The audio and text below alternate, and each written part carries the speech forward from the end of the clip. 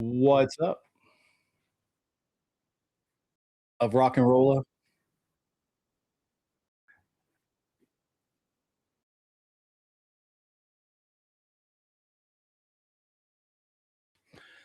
Yeah, it's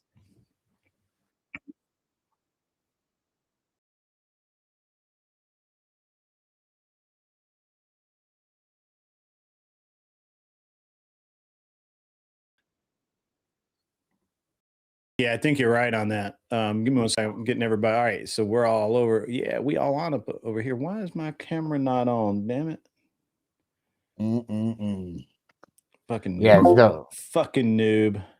There we I go. gotta say, yeah, I know that you were gonna do gun prattle today, but like I was gonna do Sloshcast today. Sloshcast makes me like significantly more money generally than the Yeah. politics, but we can't not cover the Iran shit. I feel like Well, I mean, I woke up and yeah, I had to take my kid. I'd wake up early and take my yeah, I kid. want to talk about your drama afterwards, but let's talk about this first. Go ahead. Sorry. Oh yeah, yeah. I hadn't Yep. even talked about it yet. We'll get yeah, we'll get to that later. Go ahead.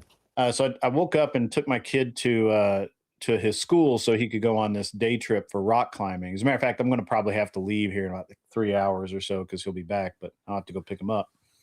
But and I'm on the way back and I'm just looking for something to listen to. So I throw on YouTube and I start listening to Matt Morse, uh, "Stay Safe," and he's like, "Iran, what's going on?" or some shit like that. I forget what it was, but it was. I was like, "What? What happened? Did something happen?" And he's like, and apparently for like 7 hours at that time. This was like 8 o'clock in the morning. We'd been bombing the shit out of them for like Yeah, a minute. I'm gonna be honest, and part of the reason that I'm able to get all the foreign policy predictions right, at least with the Middle East, is I have contacts in the region, and we're talking about shit like predictions and their expectations, like what's going to happen all the time. And so when this shit happened last night, I got messages from friends in Estonia and like in Bahrain and shit, and they're like in Qatar, and they're like, "Oh yeah, Gibbs, it's going down."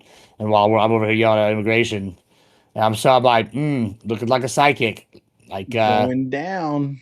yeah, you know, the other thing is these guys don't follow local news. That's the other way I'm getting predictions right. I keep saying, oh, yeah, like, I'll give you a good example. Y'all Street. I've been talking about Y'all Street for months because it's been a thing. Abbott and like Dallas has been pushing for a minute, right? Yeah. And then like they're like, no, this is never gonna happen. Gibbs, you're an idiot. And I'm then like, oh, next week, Maryland.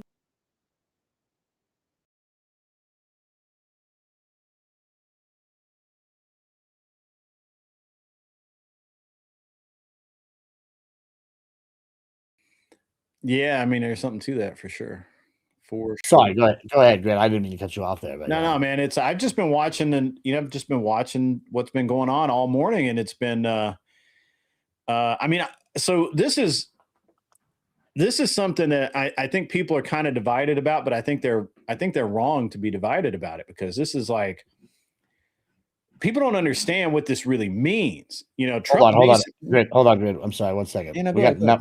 We got more breaking news. Yeah. Let me just see what they're saying real quick. Been talking to They're people, I saying guess, like what to expect in the next 12 hours because the original strike was in I can't daylight. really hear that. Can you? yeah, that's fine. Yeah, I'm sorry about in that. It looks like diplomats are already engaging in terms. Some diplomats are engaging. There's conflicting Mhm. reports now coming out of Iran. Some are vowing more harsh retaliation, and others are talking about working with the protesters regime. It looks like I said, some of these people are already deciding they want to die today. Now that the leadership's dead. I mean, But go ahead, Grant. I'm sorry. let's be honest about this. Like Trump said point blank, he wants out of the Middle East. Period. So the only hang up was Iran. No, no, that's what he said. He said we're done.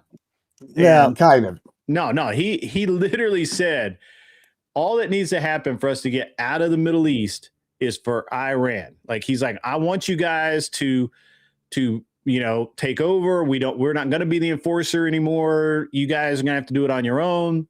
We're going to pull those 50,000 troops out, and and you know, We don't need him because if without Iran, Saudi Arabia and Israel can handle it. Yeah, cut it. Yeah, and so he's like, look, the problem is we got to do something about Iran, and you know, he's tried and tried and tried to get, you know, these morons to see the light of day, the reason, and they just don't want to deal in reason, and so, you know, it's silver or lead, baby. You come along, right?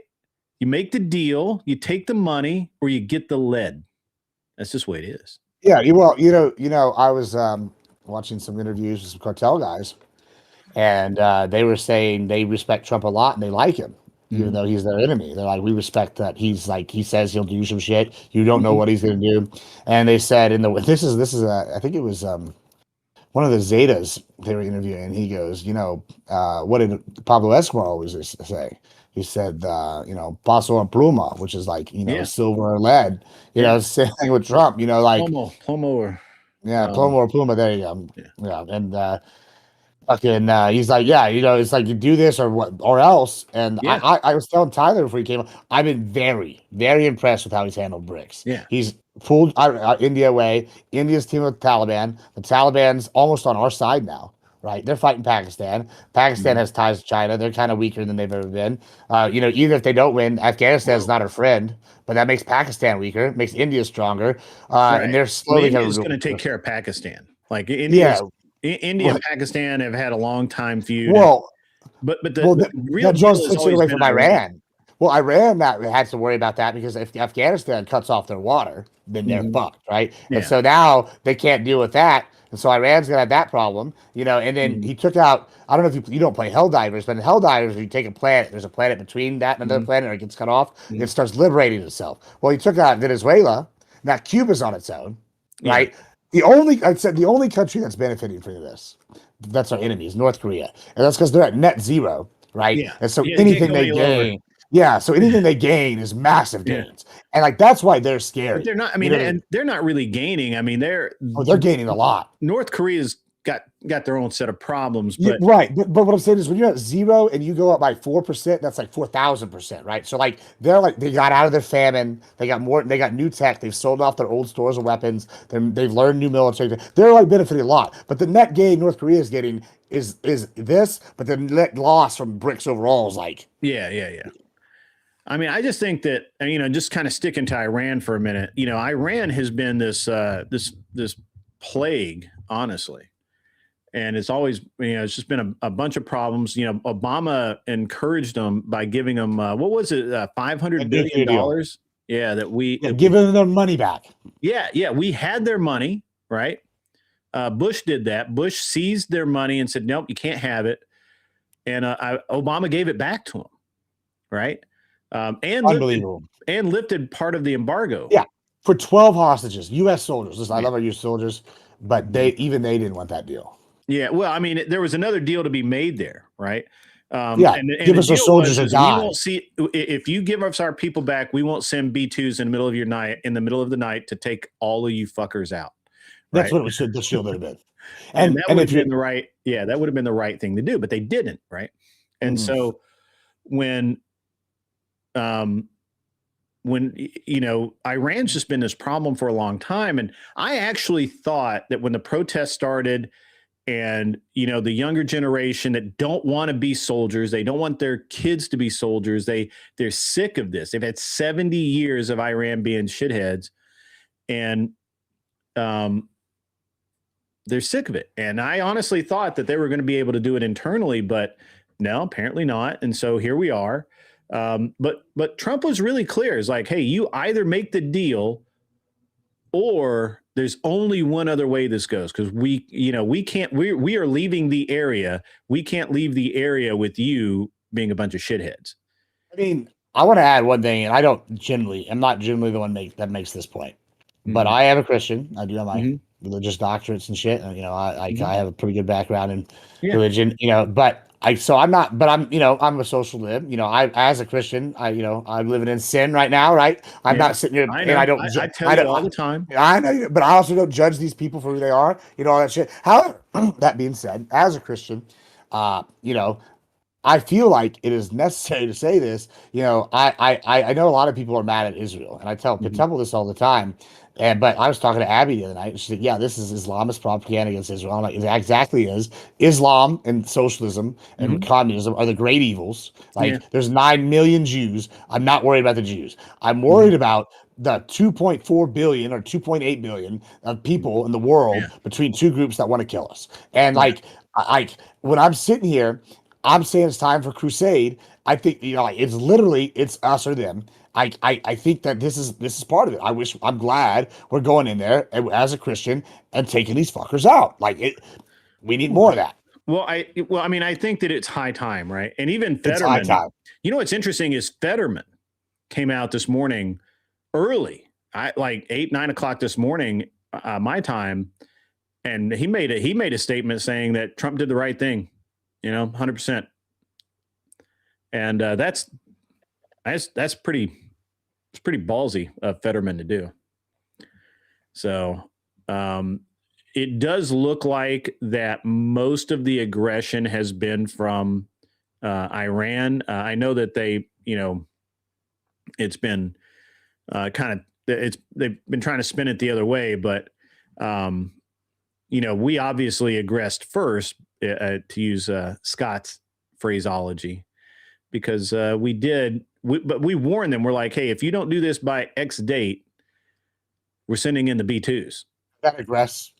Yeah, we did say either lead or silver, and they took the lead. You know, they were like, no, you're not going to do it. Fuck you guys. You ain't got the stones. Yeah, and then B2s in the middle of the night, and Tomahawk cruise missiles loitering in the area. You know, they've got Tomahawk cruise missiles. They just fire like 4 or 5 of them, and they just sit there and they just loiter in the area waiting for them to shoot a missile, and then they target where they shot the missile from. It's like, you guys are not smart. But we got shit that yeah, we got crazy shit. And I mean, Tyler was talking about this, how we used experimental shit. I'm like, not even experimental shit people just don't know about. Like, we have wild stuff. Like, we have tracking cluster bombs, not only just regular cluster bombs. Yeah. We have cluster bombs you drop and they track. Like, yeah. You know, and that's what I know. Like, you know, I don't want to fuck with any of that shit. You know, people like Gibbs, what do you think's gonna happen if we, like, you know, Texas wanted to secede or something? Like, well, if the U.S. wants to fucking carpet bomb us, then we would probably die. Sure, I'll be a meat show, but, you know, it's gonna be much harder when every fucking Texan has 4 guns, so every single person's a combatant. That's a lot different a situation, you know, than fighting Iran. Like, you know, what the lead up to it was just like stupid. Like they were like, you don't know what we've got. It was literally it's literally like the skinny ass punk going, you don't know what I know. I'm going to kick your ass, and, you know, acting like he knows Kung Fu or some shit. And then he gets his ass whipped, right? Because he didn't have any of that shit. Like, you know, as late as 8:30 this morning, 7 hours into the attack, their leadership was still tweeting that they had stuff we didn't know about, had no idea of, and they were going to sink our aircraft carriers to the bottom of the ocean. So, no, that's not how that works. You know, they're getting destroyed, dismantled. These are targeted attacks. I mean, now the one thing the bad side of this is they are not targeting attacks. They're shooting missiles randomly. They hit a luxury hotel in Dubai, or in you want to hear something really callous? Good. Yeah. Every time they do that, you know who people get mad at? Not us this time. Yeah. Well, I mean, obviously the Emirates, the Emirati, and you know, these other countries are really like they're I mean, and they're literally like, these are their friends. These are supposed to be the people Iran gets along with. Jordan, they sent rockets into Jordan. Well, Jordan doesn't like Iran. Yeah, but they help each other, right? Remember, they literally Jordan hates Iran. Like, Jordan almost got overthrown because Iran backed the Palestinians against them. Well, just a couple of years ago, they broker deals for like us with them. They're not their friends. Yeah, like Jordan hates Iran. When They weren't Syrians. Who were those fuckers? The Kurds. No. Palestinians. We were having trouble with when right after October 7th. Hezbollah. Yeah, the Hezbollah guys they were hiding in Jordan and supported by Iran. So no, it couldn't have been Hezbollah. It would have been the fuck. Who was that? It was there's so many of these fuckers. I just can't keep them straight. Yeah, it was the ones from Syria. God damn it. It was Hamas and the Palestinians were like some of them, but it was Hamas. Maybe it was just Hamas. Yeah. Well, no, it wasn't just Hamas. It was Hamas. Yeah, it was some of those other little groups too. But yeah,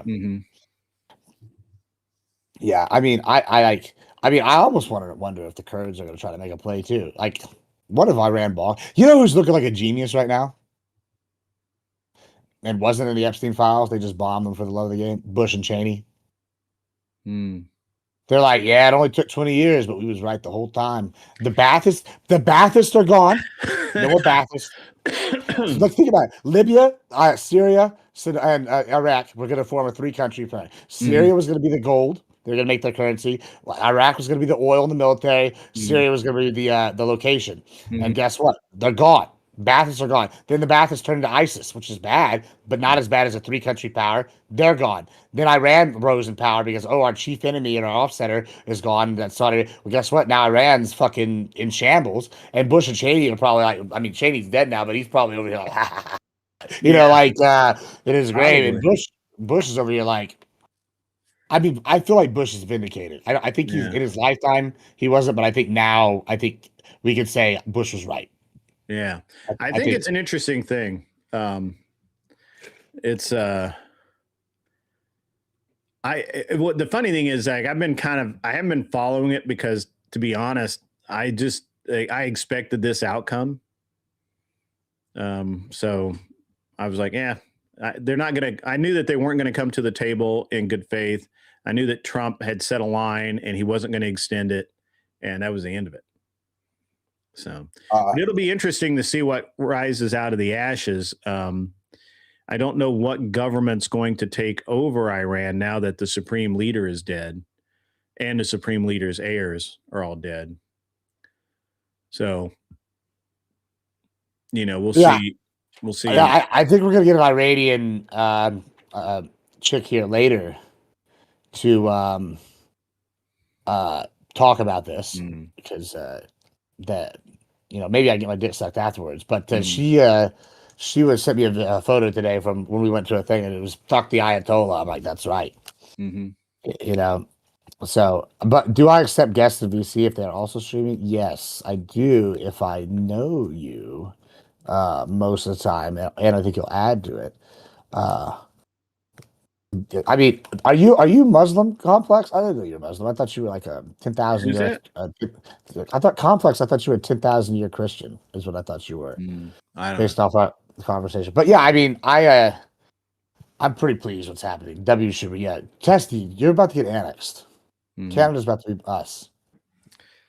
I mean, I don't know. That Greenland deal's looking a little more likely, and Cuba better shut the fuck up. Bro, Cuba about to make some new deals, bro. Here's the difference between Cuba and Iran, though. Cuba is much more supported by its people than Iran.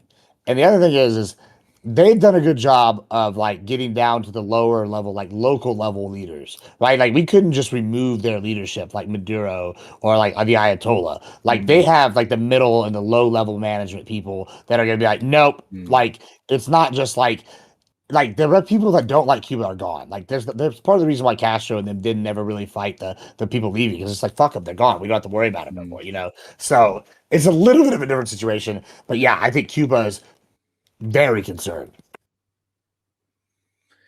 I mean, yeah, but I think the problem with Cuba is that while I will agree with you that their government is more supported, I don't think it's very well supported overall. I think that the populace there is still pretty unhappy about it. Well, I'm saying though, they're like, the average populace is, but like non-smoker I'm made gonna this point. refocus my camera. I'll be right back. I That's- mean, I'm yeah, just gonna. I'll still be hearing you. Yeah. Non-smoker made this point last time about like the low, or was it non-smoker? Somebody was making the point last time about how the local level people, but they were like kind of right. Like it's like, yeah, they're unsupported, but like these people are entrenched in the system. Is CIA installed Ba'athist communist? Maybe you could make that claim and make it stick. But I hold on, don't they're know. not. The Iranians aren't Baathists. No, hold on. The Ayatollah hates the Baathists complex. Like the Baathists are Sunnis, Mhm. and they're secular Sunnis, and the Ayatollah are Shia. And the Ayatollah and them are Shia, and they're like Orthodox Shia. I don't know how that's Well, I mean, right. there's so many different little variations of Muslim. What? There's so Sunni, many. Shia, or Sunni, however you say it. Yeah, but the Half of Shia are the Cuba is best. in Florida. That's true. I mean, somebody in my chat said that. Lindsay said that half of Cuba is in Florida. That's true. That's true. I don't think the Baathists are Shia. Shia or Sunni? Yeah, the Ba'ath Party is a secular pan-Arabist, technically transcending the Shia-Sunni divide. However, practice the Iraqi branch became largely Sunni dominated, while the Syrian regime is Alawite. Yeah, that's what I thought they were. Then Alawites are an offshoot of the Sunni. Oh, the Alawites are an offshoot second of the Shia. That's where you're getting that from. But yeah, they're secular anyway. Mm-hmm. Is Tyler taking a break or what's going on? Hey, bitch boy.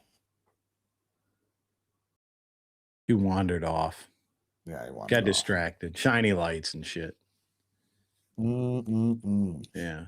So, yeah, it was a pretty interesting morning to be sure. It'll be an interesting rest of the day.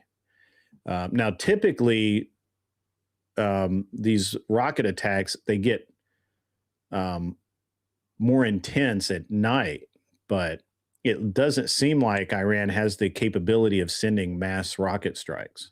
Yeah, it looks like they've been. Looks like they've had.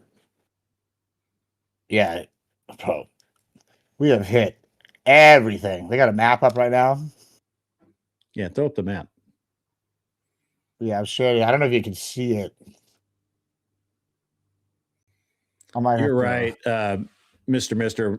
Tyler probably is like severely drunk because of how much partying he's done.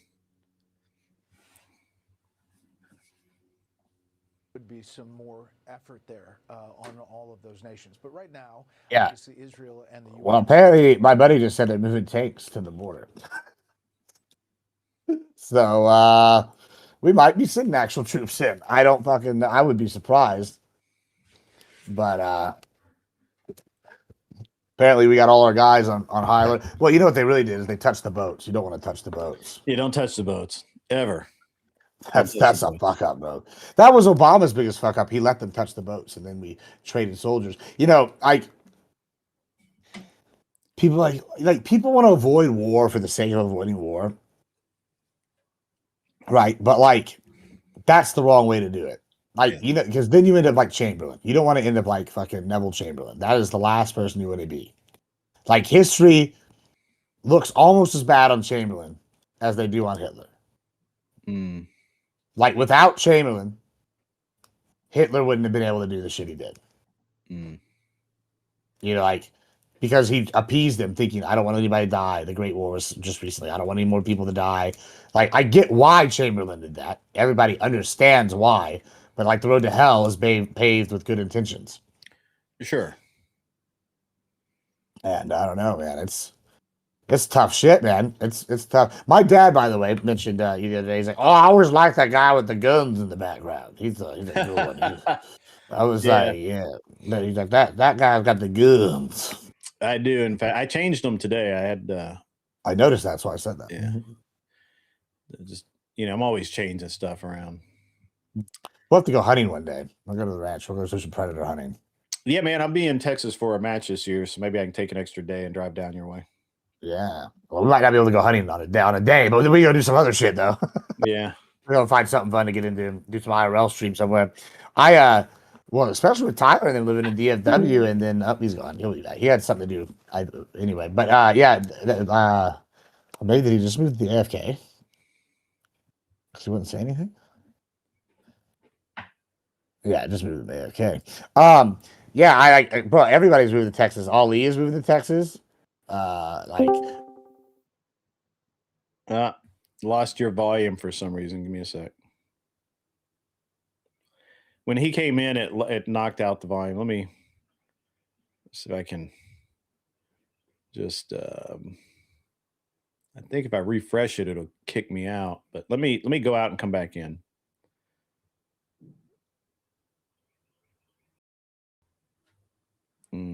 I don't. Yeah, there we go. There we go. Looks like Saudi Arabia has now joined, and they said if they are attacked in any capacity, their airspace is already currently fully open, and they are willing to add all of their power to the attacks on Iran, which is really crazy because Israel's leading the way. Could you imagine 5 years ago, Saudi Arabia and Israel being on the same side in a war? Yeah, it's weird. That is crazy. It's crazy. What if we find out maybe a couple years, a year or so, and all of a sudden the Palestinians are just having the wonderful Riviera of the Muslim world, and it really was Iran the whole time. Just like AOC and the Democrats are keeping people down here, it really was. They were just causing these people to fight. Israel. Yeah, no, the Palestinians have been causing them to fight with Israel, fighting those dudes, and then after the Iran's out, all of a sudden, so there's no evil leadership. We do the Riviera Hussein thing where we go in and look at we go into the get all their files and shit and be like, what's up? Yeah, and then unlike Saddam, if their leadership's gone, they're not getting no backing. The people that created a nice government, and all of a sudden them and Israel are nice to each other. Wouldn't that be some shit if that was the whole the only thing holding them back the whole time? I'm almost convinced it is. Yeah, I'm pretty convinced that I used to think that it wasn't that individual small governments in places like Iran and these places. I always thought that it was the civilian populace that really drove that. But if you look into Nelson Mandela, what he did to South Africa, which I don't think most people realize that before Mandela came into power, South Africa had a space program and a nuclear program. They were fucking awesome. They were a real first world, normal ass country. And then Mandela, who hated whites, who was absolutely wanted to, just kill everybody that wasn't like him. And he was a communist, right? All of the things that you're like, this makes a person bad. Mandela was every one of them. So, yeah, I mean, and look at what he did to the country. The one caveat I will say to that, and I think you might agree with this one, is I have said we should have reparations, but it shouldn't be the U.S. paying for it. It should be the relatives of the tribesmen and the Dutch that should pay it, and any of the Boer republics, and so that we're selling them. And I will say the reason why South Africa was doing so good was because they were a Boer republic. So yeah, I mean, I agree. When Mandela came in, they were doing so well because they had cattle farmers. They were a Boer republic. They were the Dutch. They were the Dutch settlers, and because the Dutch wiped out the people that lived there and took over. But so it's not like they were the good guys either. Yeah, they were selling weapons to Pakistan and North Korea. That was also the whole plot of a James Bond film too. Yeah, but that was post Mandela, wasn't it? Both. Yeah, it's not like Mandela got all of them out at once. Before Mandela came into power on his racist rhetoric, Did Mandela die in prison, or did he die out of? No, he got released from prison. Remember, and they were going to release him from prison if he would just say stop committing terrorist acts. Grid wasn't part of the same timeline as I was. What's that? You were part of a different timeline than I was. I remember him dying in prison. Yeah, no, he didn't die in prison. I know he didn't, because the Mandela effect is named after it. Oh, the Mandela. I legit remember him dying in prison. Like, I remember the news. I remember like watching documentaries in class about it. Like, oh, Nelson Mandela, and then like Obama all gave of a sudden, him like the freedom right, medal or some yeah. shit. And then all of a sudden, one year, yeah, like all of a sudden they're like talking about Mandela and still being alive and shit. I'm like, wait a minute, well, this guy's been dead for like 20 years. Like, no. I'm like, maybe the Mandela effect is real. Well, I think he is dead now. I think he died a few years ago in like Florida. Well, now he's dead. Yeah. Yeah. I think but he didn't die in prison. You specifically asked, did he die in prison? I'm like, no, Obama gave him because that was the effect, as most people remember it. Grid was not part of the timeline with me. We like merged timelines. Yeah. You were. Yeah. So that was the better Mandela. timeline. Mandela is he is a prime example of how these people go into a country that is successful, like Iran. Iran was wildly successful prior to 1953, and then it spiraled down after 53, and in 79, of course, they fucked up hardcore and shot down a helicopter that they shouldn't have shot down. They touched our ships, and then, of course, we should have, and most people, including myself, and I barely remember that. I was like 8 years old then. We ought have had put an end to it then, but we didn't, and we just allowed things to continue forward. And this is what we get. Hello, Michelle. How are you? Good to see you in the chat today. Hope you're doing well. I was, so glad to see Michelle's in my chat today. Tyler, are you alive? Blink twice if you're kidnapped. All right. He'll be back. I think he's watching his dog. Yeah, it could be. Yeah, he came in to assist because I was over here talking. We're Mandela. But so I think Iran, I was talking about this the other night, that Iran at one point in time was like the Paris of the Middle East, or at least cities they were Western. And then things happened some more. It's a shithole. I mean, it doesn't have to be a shithole. Doesn't have to be a shit. They have billions of dollars. I mean, Venezuela's like that too. Like they were fucking popping. But Venezuela was rocking, man. They had like a whole, like food industry, like all kinds of food that were grown, like in a what do they call it? What's the buzzword? A sustainable way. No, it wasn't sustainable. They were cutting and burning, but they had good fur. They had good fucking. Well, but no. See, when you cut and burn the jungle, it just grows back. That's not true. That is true. No, because have you ever seen where they cut the roads in a jungle, and then you come back like 3 weeks later and you can't even see where they cut the road? Yeah, but I'm not talking about that. I'm talking about they were doing it for cattle farming, and cattle, unless is fucking hard on the environment. Like it just in is. Venezuela. Like yeah, I think they were further south. No, I'm not thinking of further south. I'm thinking because I know that like some of the best beef in the world comes from Argentina. No offense, but it's okay. It's okay. Well, that's high praise. That's high praise for Texas. Hey, it's not bad. It's just not. It's not the best. Argentina has some good cows. Good cow.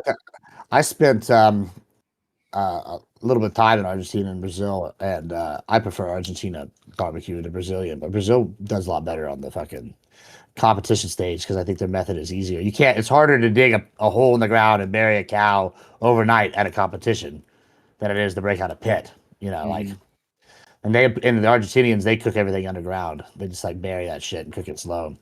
It's a really good method. I've done it on the ranch when I don't have any room. Like, or I'm like, oh shit, I'm not at the like main homestead. Dig a hole. start cooking. But yeah, that's good. It's just not. It's not what I'm. Not. It's not Papa Gibbs beef. They're not getting no. Yeah, it's no- interesting though. I mean, I think so McDonald's was the one that put the beef in Brazil first, right? Fuck if I know. I think that was a big thing about that. That was the thing about McDonald's needed so much beef. They actually started. They sent cows down to Brazil and opened up vast. They also bought an island. They buy. I don't remember where it's at. Yeah, they bought an island and it's like just exclusively grows their shit. And it's like it's some like I don't remember which it's some kind of European cow. And they just like grow the shit out of it. And it's just like not a very good cow. Yeah. But yeah, so anyway, but the most of the farming in Venezuela prior to Chavez's takeover was fruits and things like pineapple, all kinds of teas and shit, and I don't know, whatever people that eat vegetables eat, And Dole was really big down there. So Banana Republics. Yeah, Dole literally, like, what's interesting is that what I find interesting, I'm probably the only one. Dole has made massive fortunes and then lost that shit in these wars, and they're like, how did they not see that shit coming? Right, like that's what happened to him in Cuba. Dole owned like massive plantations in Cuba for all. Well, I have the answer. It's not that they didn't see it coming. It's that they thought that the U.S. was going to protect them. Yeah. Yeah. Well, and then we were like, nah. That's true. That's probably true. Yeah. And then we fucking started growing our fucking shit in Florida. And then they all got sick. And now we're about to lose that run out of bananas because there's only fucking the one type of banana that fucking grows anymore. Because we killed off the hardy ones, and that there's a fucking disease that they can't cure, and it's killing all that fucking type. So we're about to have bananas go extinct the next 20 years. It looks like. Interesting. No more. Yeah, but platanos are going to be good. So hope you start liking the eat platano. Platano? I don't know. It's actually pretty good. It's like a banana, but it tastes like mashed potato. It's really good. I like foods. I've been all plantains. Do you mean plantains? No. Same thing. Elton Moyer has just subscribed. Thank you very much, sir. Appreciate it. McDonald's does not need to be buying Gibbs cattle. I don't want to sell to McDonald's, and I wouldn't be able to meet the fucking demands that they have. Like they put. You know how much fucking shit that they put in those cows. Like I'm not fucking doing that. Like I don't even want to put the shit in there that I'm required to put into the cows. Not because I'm lazy, but because like it's a fucking cow. It should eat grass. Maybe some antibiotics, not gonna get sick. Maybe some vaccines because I'm not an anti-vaxxer. Vaccines work. I don't know about the fucking COVID vaccine. That was sus as fuck. I don't know about every year getting a fucking flu shot. But like, what? There's a reason. Yeah, I mean, I'm in that boat. I believe in some vaccinations. Like, yeah, there's smallpox existed for 200,000 years. Doesn't exist anymore. Like, yeah, like they clearly work.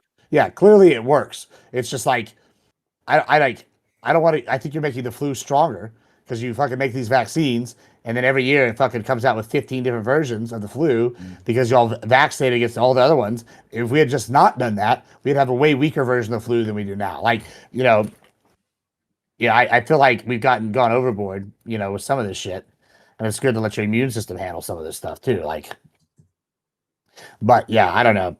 Mandatory infant vaccines down 35 out of 10. I've been very impressed with like what RFK has done. Like so far, people thought he was going to come and do some crazy weird shit, and he's been pretty not as crazy as people thought. Mm-hmm. Yeah, interesting. Does your chat want to watch a funny video real quick? Yeah, we can watch a video. What do you got? What's a good 2-minute video? This is my favorite interview. I started my stream with this. I had to look up that banana shortage thing. I didn't believe you. Yeah, I didn't believe it.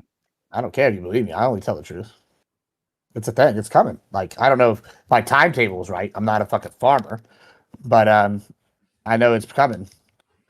Yeah. All right, hold on. This is my favorite. This is an actual interview. Every time I go to Austin, I stop at this place because this is what I want out of more business owners. All right, this is based as fuck. Best interview I've ever seen.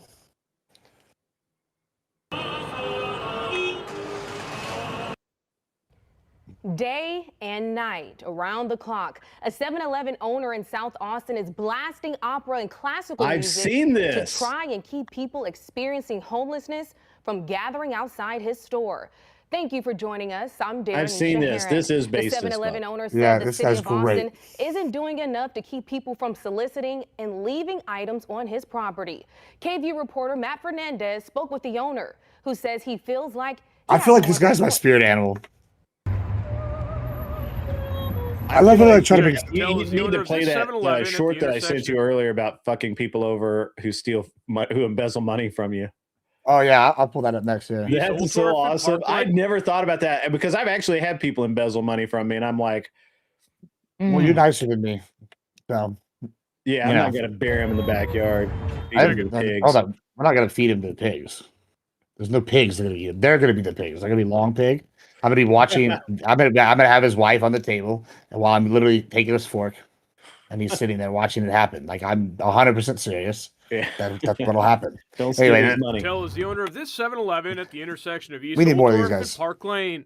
The music we've been playing for 10 days is 24/7. Patel says this comes as there's been issues with the homeless Patel, my encampment next man. door. 3 or 4 people waiting. this is not one. And then- This is not the one I want. This is not as good as the other one.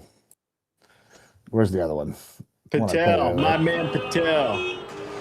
Who knew they could be so based? This one. Shaharan. The 7-Eleven owner said the city of Austin isn't doing enough to keep people from soliciting Oh, the Indians and are leaving based. items on his property. Especially the ones KVUE that came reporter here Matt Fernandez first. spoke with They the owner, came here to get who away says from that he shit. feels like They don't he want has to no other repeat. choice. He probably is worried he's going to turn into that. Check it. Patel is the owner of this 7-Eleven at the intersection of East Oldthorpe and Park Lane. The music we've been playing for 10 days is 24/7. Patel says this comes This as there's been motherfucker. issues. This is not the right video either. I fucking had it earlier. I fucked up. Well, I'll find it in a minute. But they fucking. I feel like it's funny that like people are so racist against the Indians. I don't know why this like hate for the Indians. come out of- While you're looking, throw up the get even with people who embezzle money from you, steal money from you. Yeah, okay. Employees at Thieve. That's so fucking based. Yeah. The employees that steal my. Here we go. That's from you. This one. Yeah. Have you been watching John Doyle lately?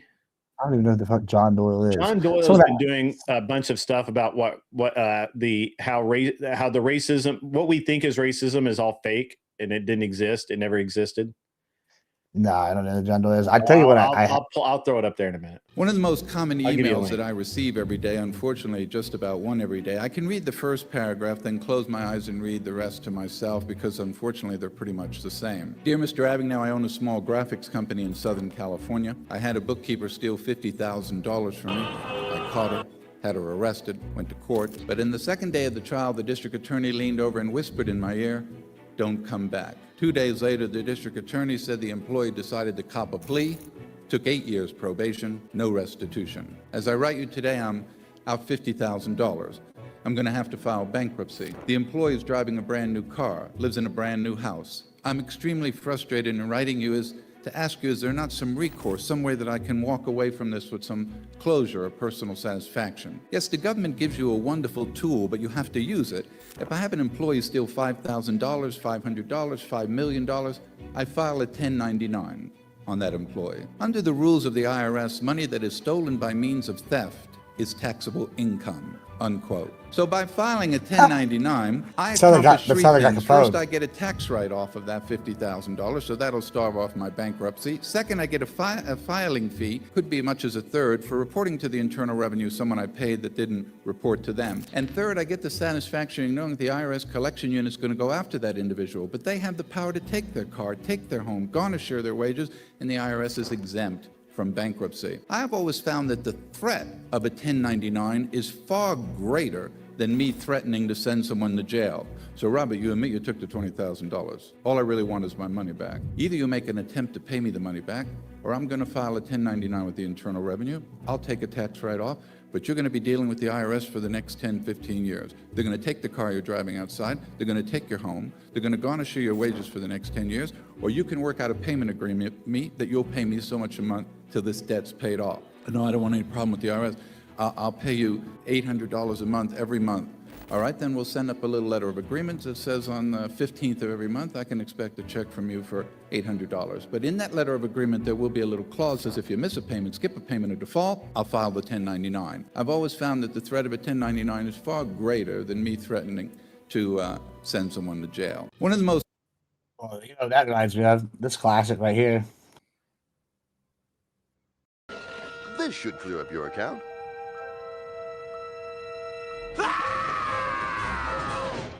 137 million? Yes, and if I don't pay up, I'll go to jail for tax evasion.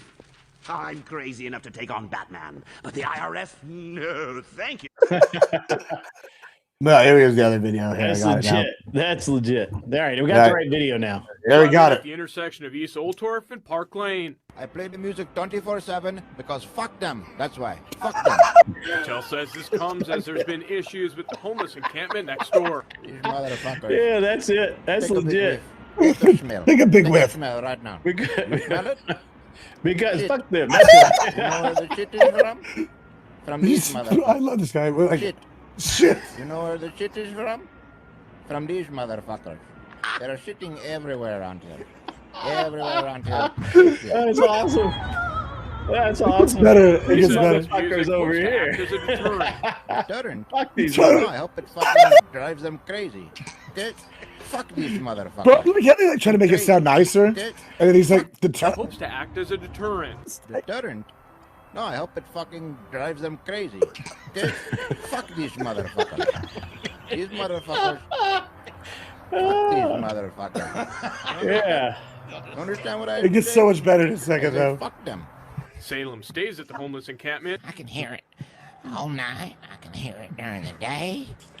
I mean, if I want to go take a shit in peace, I gotta go way over there. Patel says since he started playing the music, he has noticed a change. All the customers, they come into me and they say, thank you, Mr. Patel. Because they hate these motherfuckers. Knock, knock, may I have dollar, knock, knock. They hate these Can I have 50 motherfuckers. cents? These motherfuckers. Oh, that's Get a awesome. job, What's up, OG? I see you out there, my Friends, man. What's DVD. up? How you doing? Yeah, I sent you another link, man. Throw that up there. That's funny as fuck. Yeah, let me pull it up. I just like that guy is my spirit. He's like, oh, That fuck you, guy, and he knows he's on video, and he's just like, fuck it. Fuck these guys. the other videos was like full ones. I was like, nah, we're not gonna watch this full fucking bullshit. But yeah, here we go.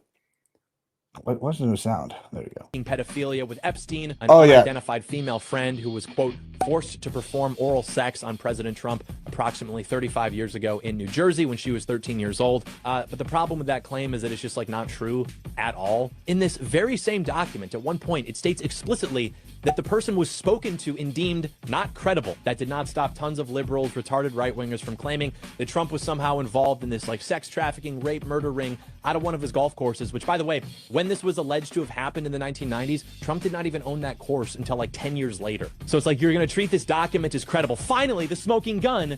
And in that same smoking gun, it tells you, hey, by the way, this is like not credible. This person's insane. The dates are not even true. The wires are crossed.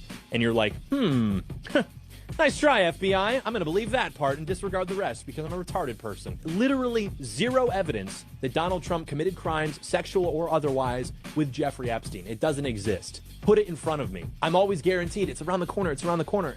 And this is it. It's your documents that are literally, it says on the documents, didn't happen. It's schizophrenic. It's not credible. Love that guy.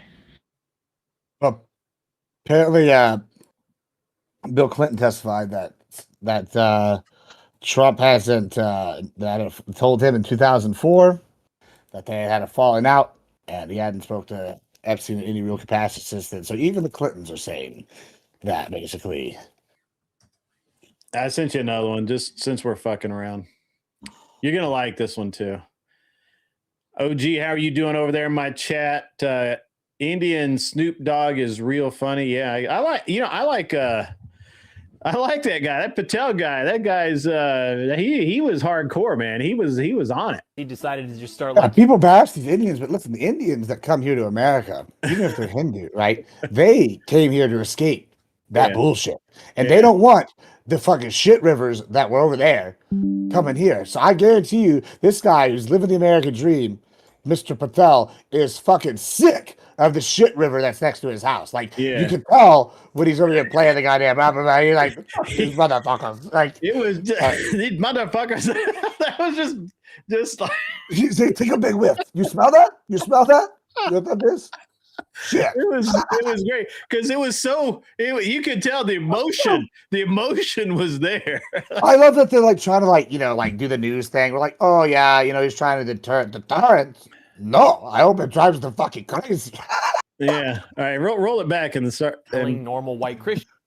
Day 8 of exposing black history because it like literally didn't even happen. Now this one's actually about a white guy who's considered to be one of the good ones since he decided to just start like killing normal white Christians in service of his political agenda. Does that sound familiar? We have John Brown, the abolitionist freedom fighter who's failed uprising against slavers in the South before the Civil War inspired generations of militant activists. You've probably heard of him, right? Your elementary school teacher loved him. Today you see Antifa and far-left militant groups naming themselves after him, displaying his name on their merch, on their uniforms, because his name has become synonymous with direct action, which just means killing innocent white Christians. And it's no wonder they identify with him. Brown was actually a complete loser. He became a radical only after decades of failed businesses and bankruptcy caused by his just like generally stupid and erratic behavior. So he moves to Kansas, where there's already a lot of tension over whether the state's going to adopt slavery, and he makes it worse by kidnapping and murdering 5 innocent settlers, claiming the attack was done in revenge for attacks by pro-slavery forces, which actually had literally nothing to do with the victims he killed. So he just like brutally executes these people with swords, like they couldn't even defend themselves. Not exactly the same thing as heroic combat against evil slave owners. Also, none of the victims even owned slaves. But hey, at least he's doing it for a good cause. What about the raid on Harper's Ferry? That thing he was most well known for. That was not a heroic attempted slave uprising. That was basically suicide by cop with extra steps. Immediately it was obvious this guy had no idea what he was doing. The raiders failed to secure the routes into and out of the town. They were quickly discovered. The first person Brown's henchmen killed was Hayward Shepard, a free black person who was shot in the back as he was running to go get the police because he just saw like a bunch of crazy people with guns showing up in his town. And they couldn't have picked a worse target for the raid. Like, Harper's Ferry had a large black population, but 75% of them were free and prosperous at the time, and the remaining black people were relatively well treated. Hold on.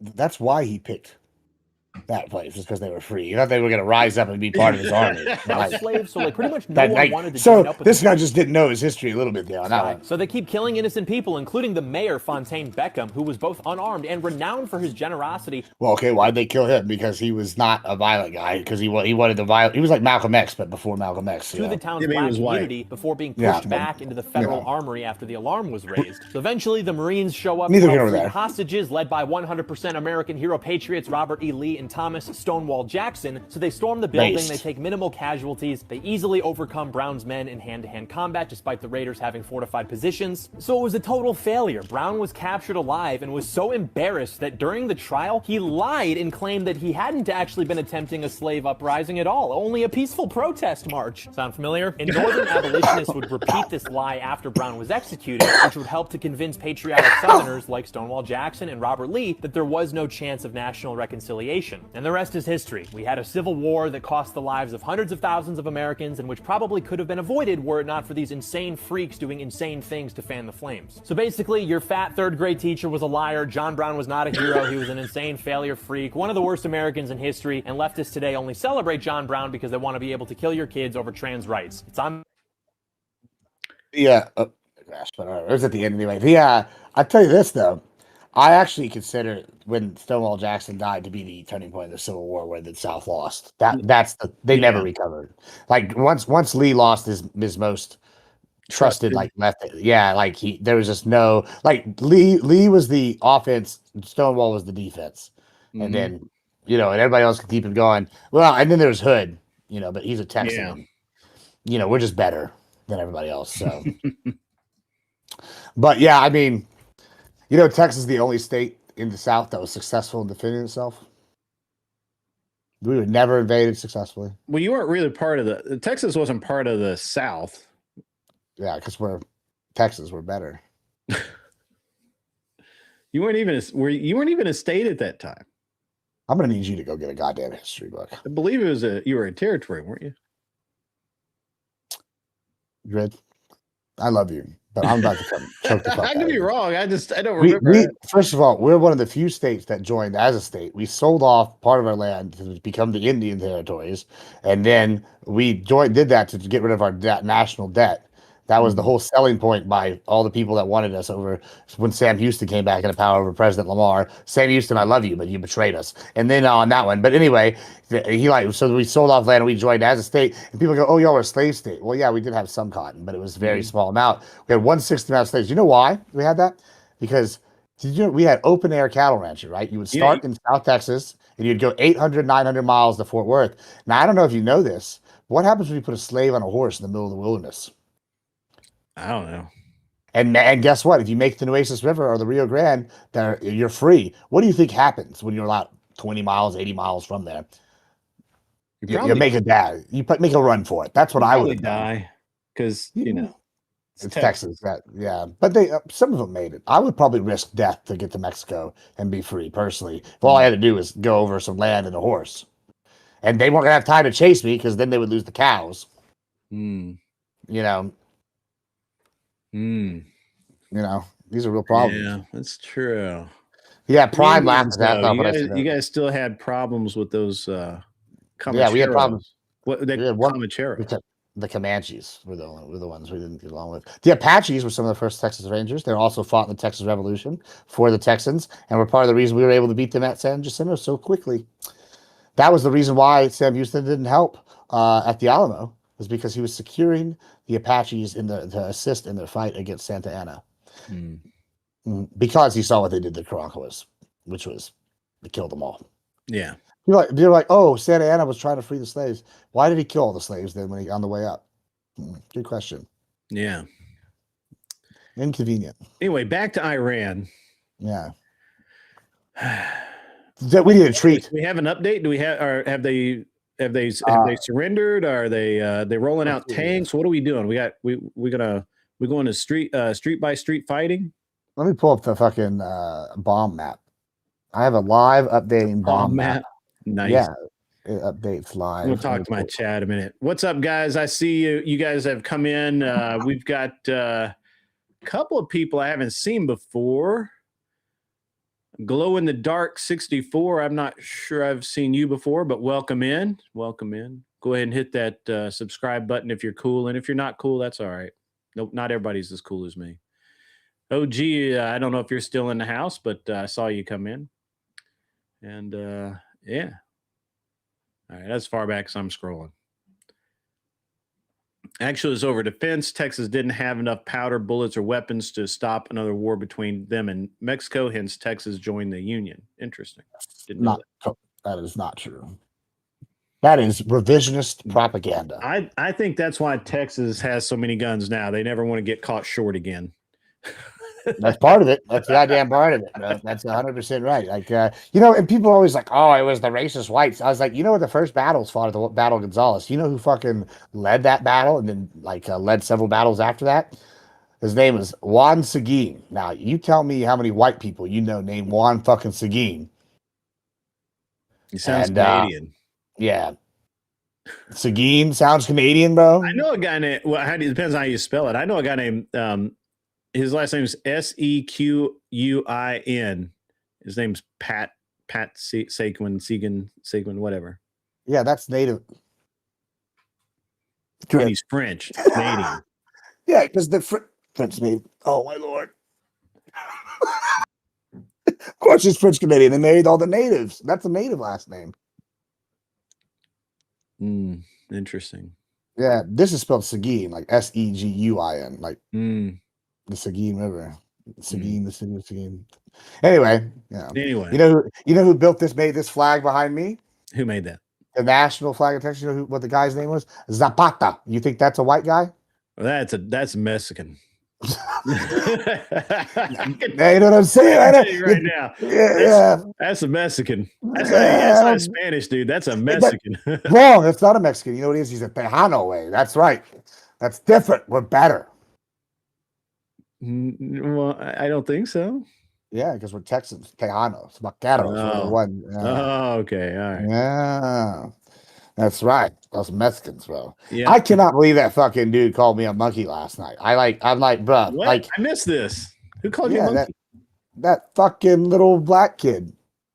He thought, bro. I love when people think they're gonna make their name for themselves, like sitting here trying to overtalk me. All right, I'm all like, right, you got back up. Where were you? Who was there? What was the subject? What was going on? well, Sarah was hosting the immigration debate, and she told me okay. earlier in the week, and I was like, oh, well, I'm gonna show up for an immigration debate. And so I go on there, and this guy's name like Cringy Lib or something, some little like 19, 18-year-old black kid. Who knows how old he is? He looks young. And he thought he was going to make his name for himself because he asked me a question and I started answering. He's like, yes or no. I'm like, bro, I'm not doing the yes or no thing. I don't know why you little YouTube TikTok bros think that Papa Gibbs is going to let you do your little yes TikTok. No, I'm going to fucking give you my answer if you ask me a fucking question. And then you're not going to interrupt me to try to stop me mid-answer because you don't like my fucking answer. I'm going to finish my goddamn answer one goddamn way or another. And so he tried to like make his name for himself and I just had to mog him. And but it's funny because like this happens a lot on with these YouTube people. It's like they think that people are gonna like, especially if they're TikTok bros, they're gonna think they're gonna get this like yes, This own. Yeah, and I'm like, he's like, oh yeah, okay, fatty, and I'm like, bro, you look like your house is a CSI crime scene, and you just called me a slur. I'm Hispanic, bro. So then I just called him a bunch of bullshit in Spanish because I know we're not gonna get banned for that. Yeah, I have to address something in my chat. Okay. I don't even know who the fuck you are.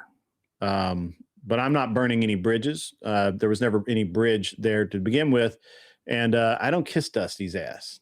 So, you know, if you could be more wrong, it would be cool, but you're going to be wrong.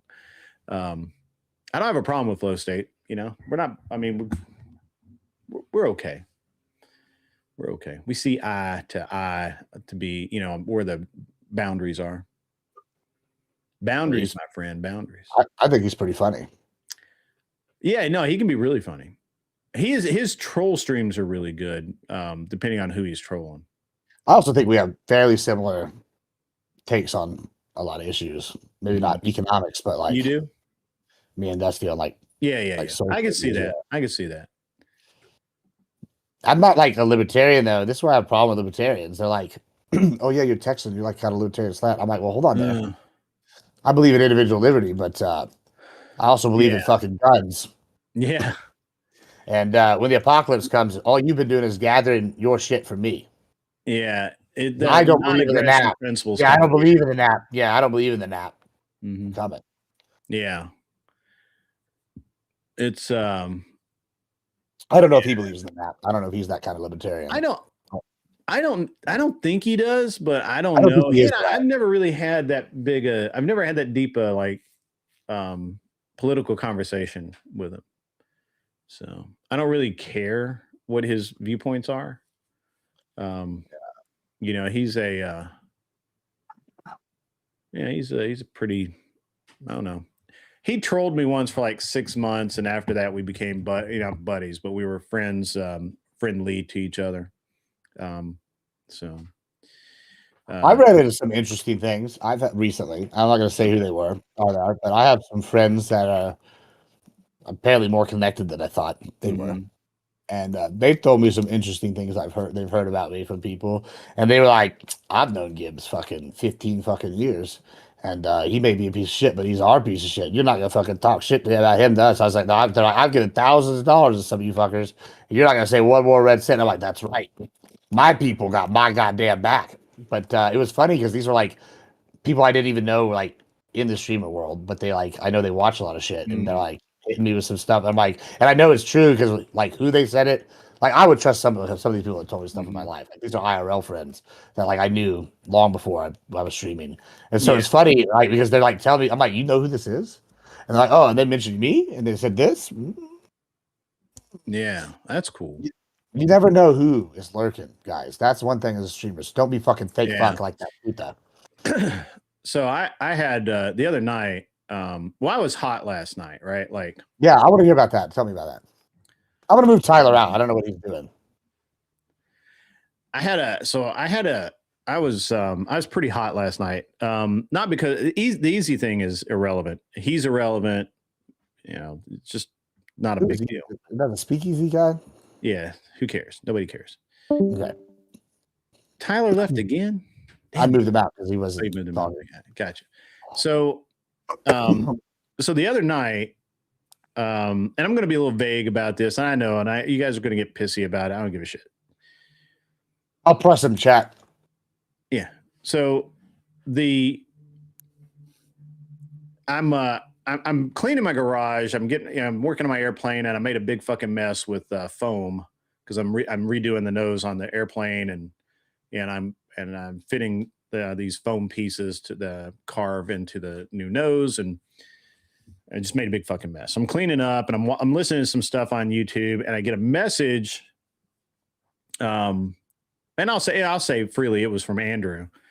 I get a message from Andrew, and he's like, "Hey, you know this?" And I'm like, "No, I didn't know that. What the fuck's up?" And he proceeds to give me some information about, you know, some stuff going on.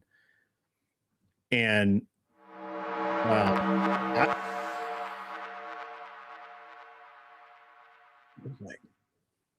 I'm being fucking used. Oh, of course. I've been Give telling me a you second. $20 from Sirius Shelby. Did someone say lurking? I'm always lurking. Good morning, That's everyone. right. Thank you, seriously, Shelby. Appreciate the big $20. You've been a supporter for over almost 2 years. I think Shelby's been here since just about the start. So, I'm sitting there, and I notice I'm being vague, but I'm sitting there, and he's telling me what's going on. And it's somebody that's, you know, we all know, I'm not going to say who, but it's somebody we all know has been coming around lately and acting really cool to me. And, you know, just, you know, and basically, you know, everything's water under the bridge, no hard feelings, everything's cool, blah, blah, blah. And then Andrew tells me that, you know, hey, you know, this person's doing this. And I'm like, no, I didn't know that. And tell me more. DM me who it is afterwards. Huh? I'll DM me who it is afterwards. Anyway. Or not, that's fine. Yeah, can't do it.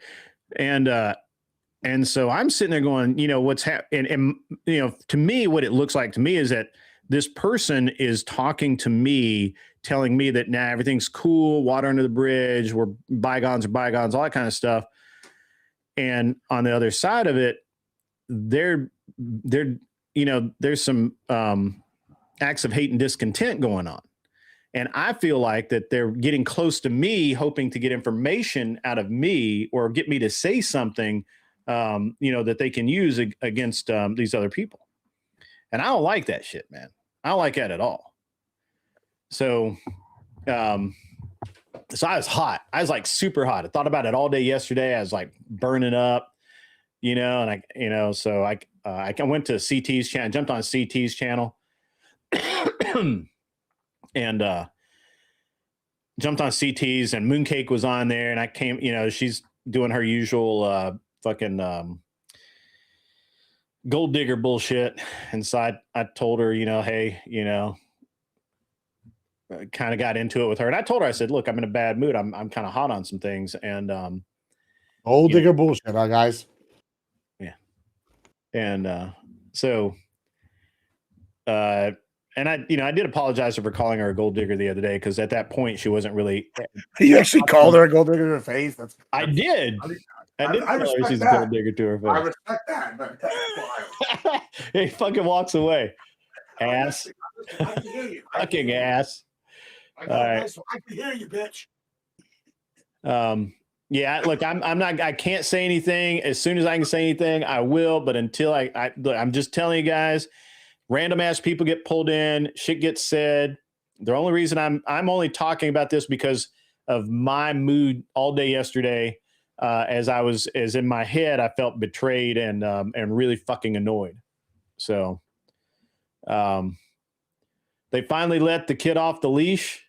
That's fucking rad. That's awesome. The F-22 is unbeatable in combat. So, but at any rate, F-22 is a real nasty motherfucker. So anyway, yeah, apparently they've just they let it off the F-22's been authorized active over Iran. So they're fucked. Yeah, I mean, they didn't even have anything to go against it. Like, there's nothing. Well, nobody no, does. Yeah, nobody.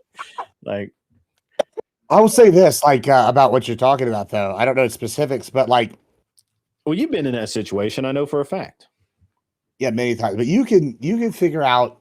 It's hard in this game, in the streaming game, because there's two things that'll happen. There's people. There's a lot of different things that happen, but like there's a lot of mental illness, and then there's a lot of cliques because people weren't cool in high school, and now they got a little bit of a taste of a group, and they think they run shit. And like I said, I'll give Mooncake props for one thing. You know, me and her had issues, but like after our little falling out, I've told you several times. It's like, you know, if she wants to tell you or whatever, I'm not going to do it, and I don't think she has. I'm not. Yeah, I'm not going to ask you about it. Yeah, I mean, and I'll respect that. I'll give her credit for that. And like, we've gone our own separate ways, and they make their content. And yeah, I don't have anything against Mooncake. I should be very clear. I don't have anything against Mooncake. No. Well, I'm going somewhere with this. Like, so, like, and I respect that a lot, right? Like, you know, I don't have to like them. We don't have to get along. You know, I might pop up on something. You know, we'll be like cordial, just talk like the way I say. But there are people like you figure out pretty quickly who's like not fake. Like, and I'll give you an example. I think you and I are a good example. Like, you know, you're like, oh, I want you to do the debate con host. Like, did I ask you to pay for my fucking, like, for me to do that? No. Like, did I ask for, like, you know, help me the fund? No. Like or vice versa. Like, I was like, oh, I'm grateful to do this. I'm excited.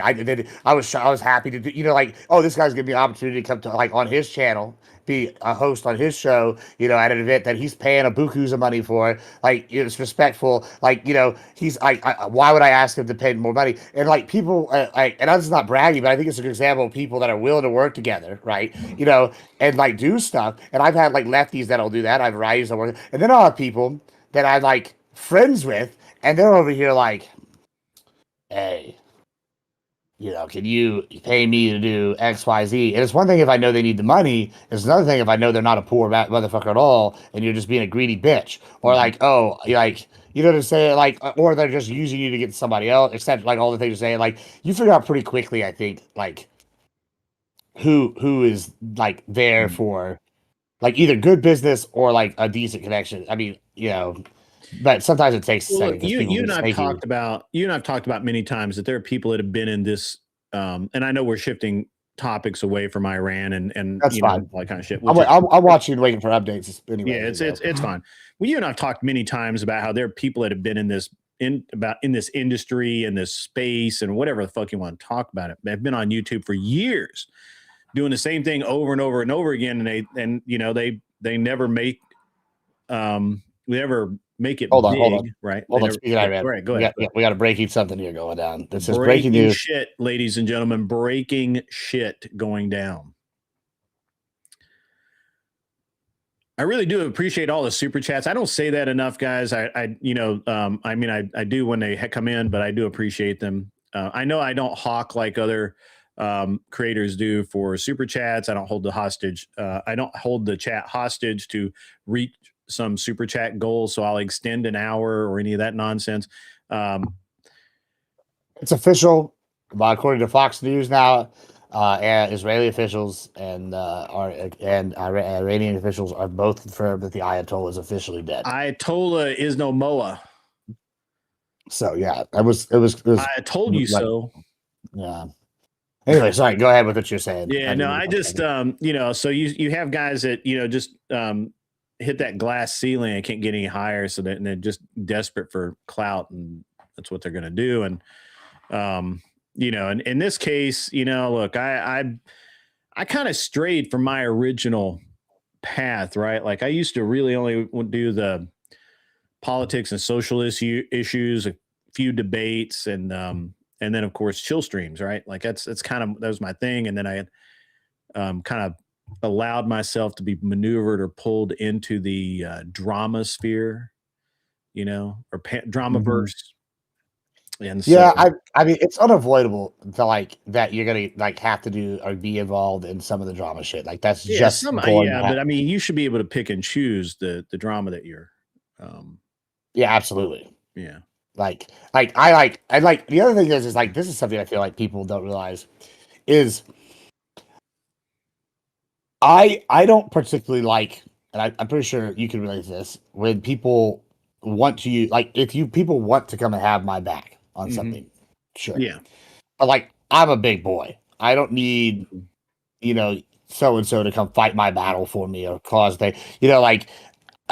I guess I'm lucky in the fact that nobody thinks I'm an orbiter because, like, one, I don't know who the fuck half these people are, and two, no one is going to question on whether or not it's my take. Like, nobody's got my take. You know what I'm saying? Right. And so when I go and like go on these things, it's funny because it's like you see how these people act, and then it's just like shocking. Like, I don't know, like. I had somewhere I was going with this. And I lost my train of thought. That's all right. I'm gonna just while you're recollecting, guys. Guys, realize that since for the past probably 14 hours now, is it? What time is it? 2:10. Yeah, like 13 hours. We have been striking Iran with targeted strikes. Why did I freeze on? Why is you some bitch? Oh, there we go. All right, cool. That was weird. So we've been striking Iran with targeted strikes. They've been just shooting missiles about, flailing around like a small child, throwing shit against the wall. But we have taken out almost all of their leadership. We've taken out most of their missile production facilities, like factories, assembly plants, the places that were refined the metals even have been turned to glass. This is how modern warfare actually happens. We're not going in and trying to, fight with their army or fight with their populace. We're just going to take out their ability to wage war against us. Well, that's how modern warfare is conducted by us. Yeah, right. Yeah, by us. By us, guy. Like, fuck your factory. You had a factory. Yeah, Russia can't do that. They still got artillery shelling it. You know what I'm saying? Like, But so back to what I was saying. That I remember now. The drama, right? Is like people will want people to like, this is my team. You got to go fight my battle for me. Like. No, bitch. I'm not going to fight your battle for you. Yeah. If I choose to do that, sure. But if you're desperate for backup and you're like, Gibbs, I'm getting my ass beat, and like you're my homeboy, sure, maybe. But generally, you've never been like, Gibbs, come fight, I don't know, Bob Saget for me. Sarah didn't be like, Gibbs, come fight the Crucible. No. Nobody's asked me to do that. If I have an issue with people, it's my issue. You know what I'm saying? And vice versa. But a lot of times in this space, everybody's like, so and so doesn't like so and so, so we have to fight them. I'm like, sorry, not that's just not how this works. It's bad business. Well, and I mean, man, I don't know. It's there's a line. There's a line. If there's some guy screwed you over real hard and was like, Gibbs, if you work with this guy, I no offense to you, I don't want to work with you no more because I don't want to be around this guy in any capacity. That's one thing. And I also know at this point long enough that something pretty severe would have had to have happened, and then I would have to consider it. And even then, it wouldn't be 100% because one, I don't like to be dictated to, but I would probably have your back on that, because once again, I don't think you would do that unless it was no, I don't generally ask for help at all, right? Well, right, because you're a man. But I'm saying I'm not saying there's no situation where you or I could do that, right? But it would have to be fucking extreme. Dire. Yeah, it would be this is the fight, or something, or this guy called me a pedo or or some shit. It would be substantial. But otherwise, I think it's respect thing, but a lot of people don't have that. They just think group think. Well, they go over the top. There's a lot of, I think there's this, how do I put this? So the whole thing that Easy did is irrelevant, right? Who gives a shit?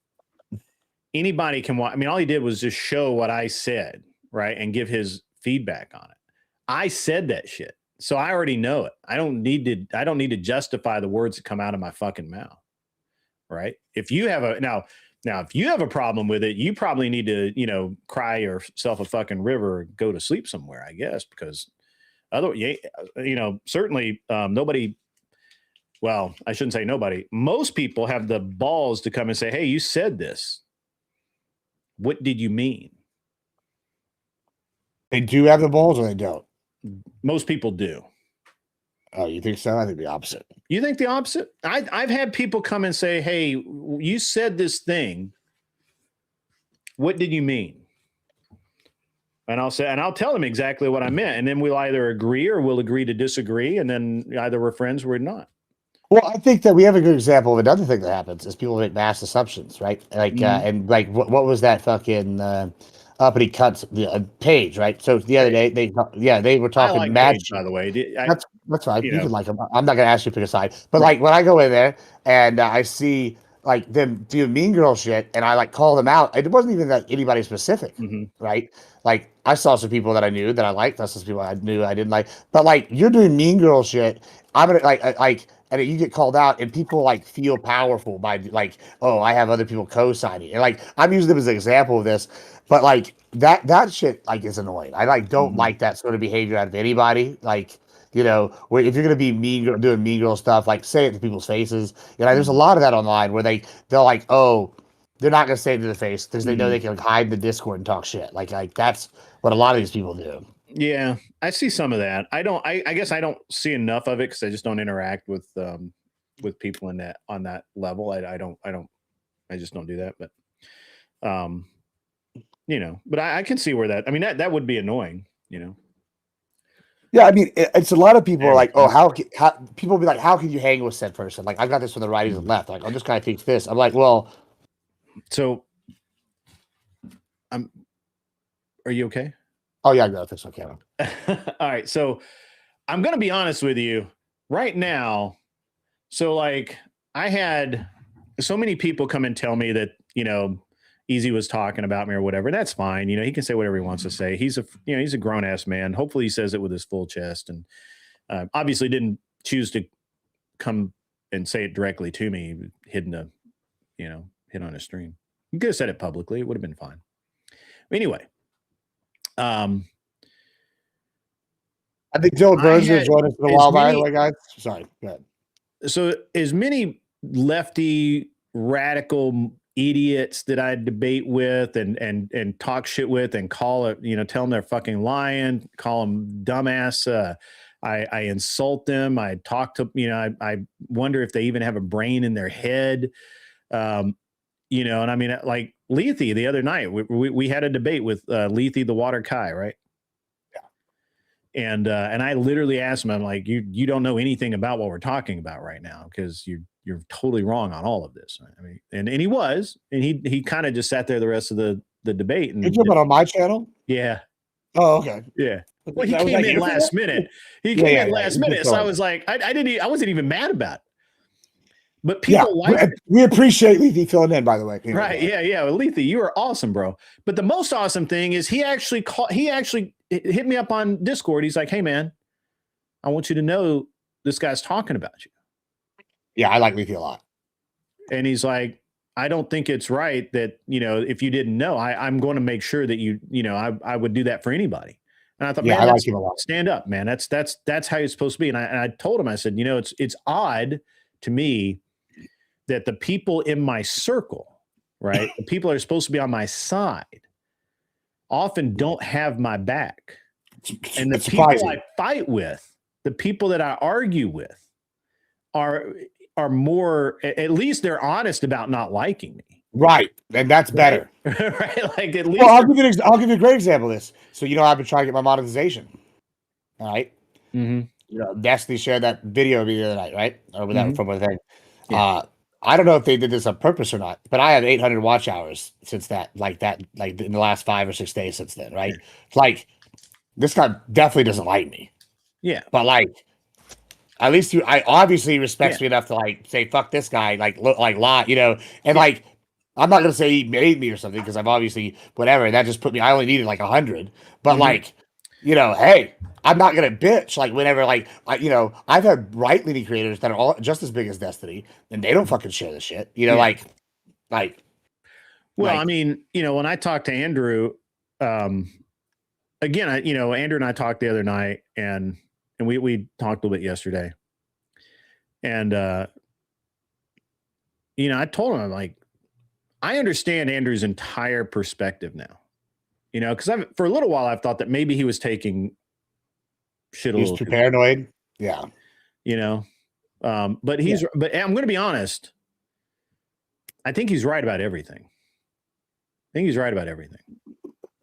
I was on the fence. That's not a good sign. I was on the fence, but the things I've seen over the past few weeks, man, I'm going to be honest. I think he's right about everything.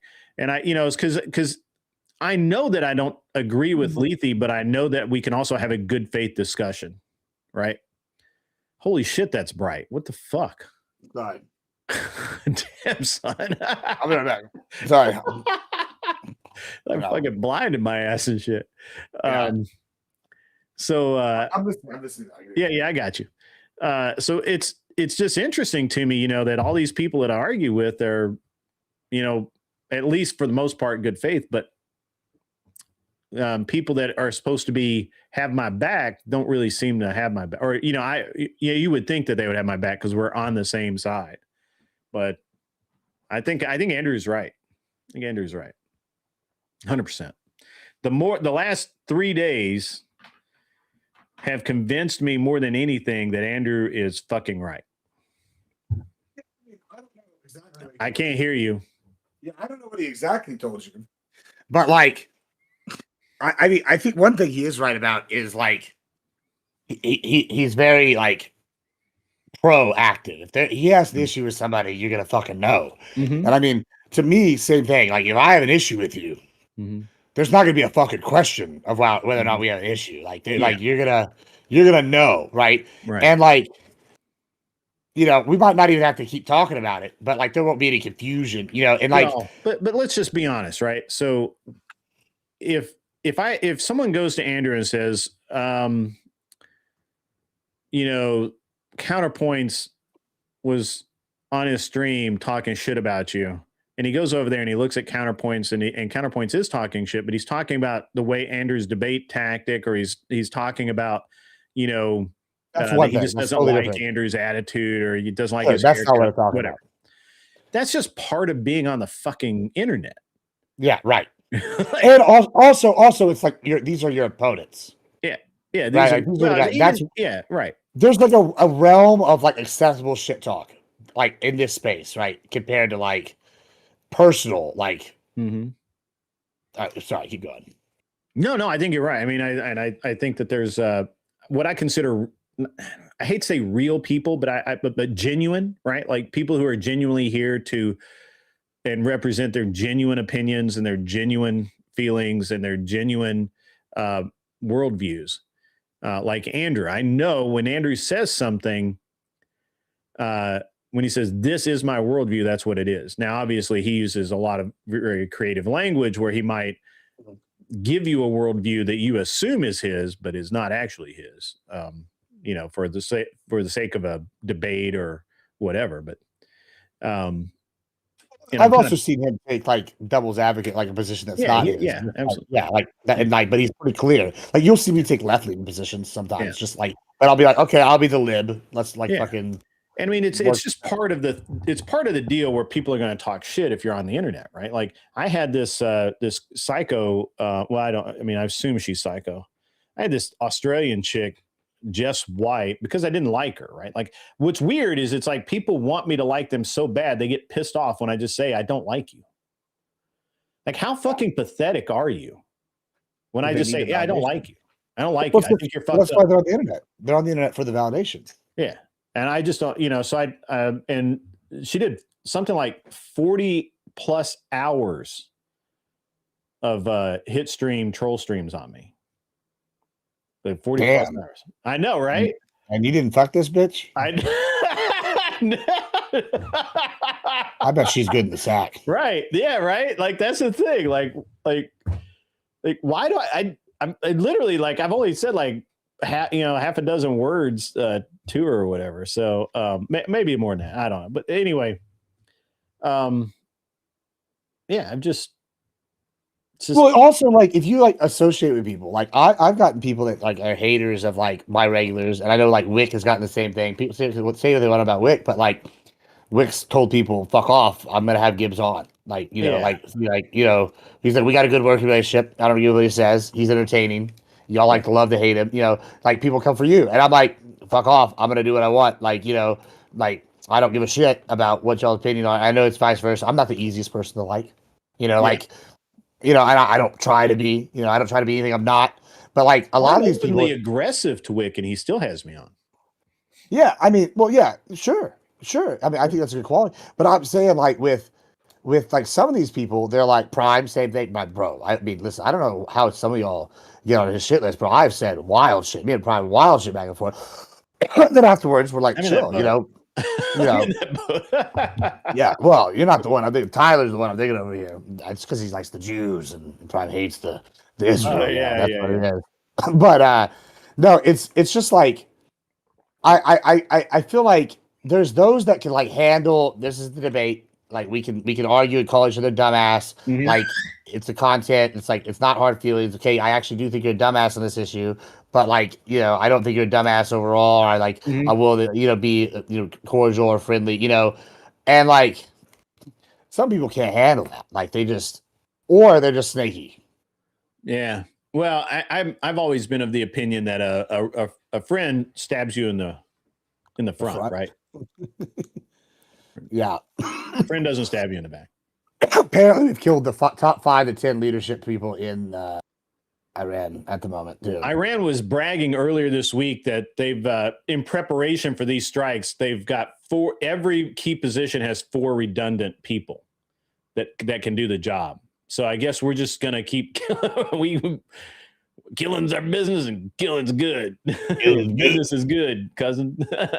Whatever. Yeah, I don't know. Like it's really interesting, like networking like this in general. And like I've kind of got like several different like streaming kind of backgrounds, right? Like I do the Halo scene. I came from that shit. That was a very, very different scene.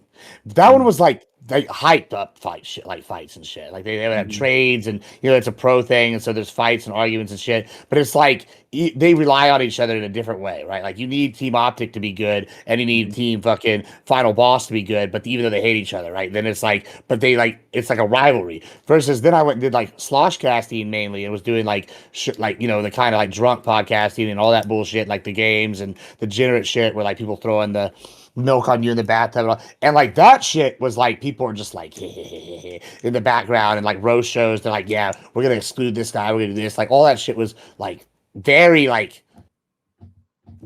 different. Then we get over here and people have this veneer of like respectability, but they're like worse than the degenerates. At least the degenerates are just like openly like, fuck that guy, he's never gonna do my shit. I tell everybody, all my friends say fuck the guy, versus these guys like, oh yeah, well he's an idiot, but makes good content. And then in the background they're like, oh yeah, make sure that we like put a hit piece out on this guy, like save all the DMs so that if he ever says anything bad, then we can go in there and get him.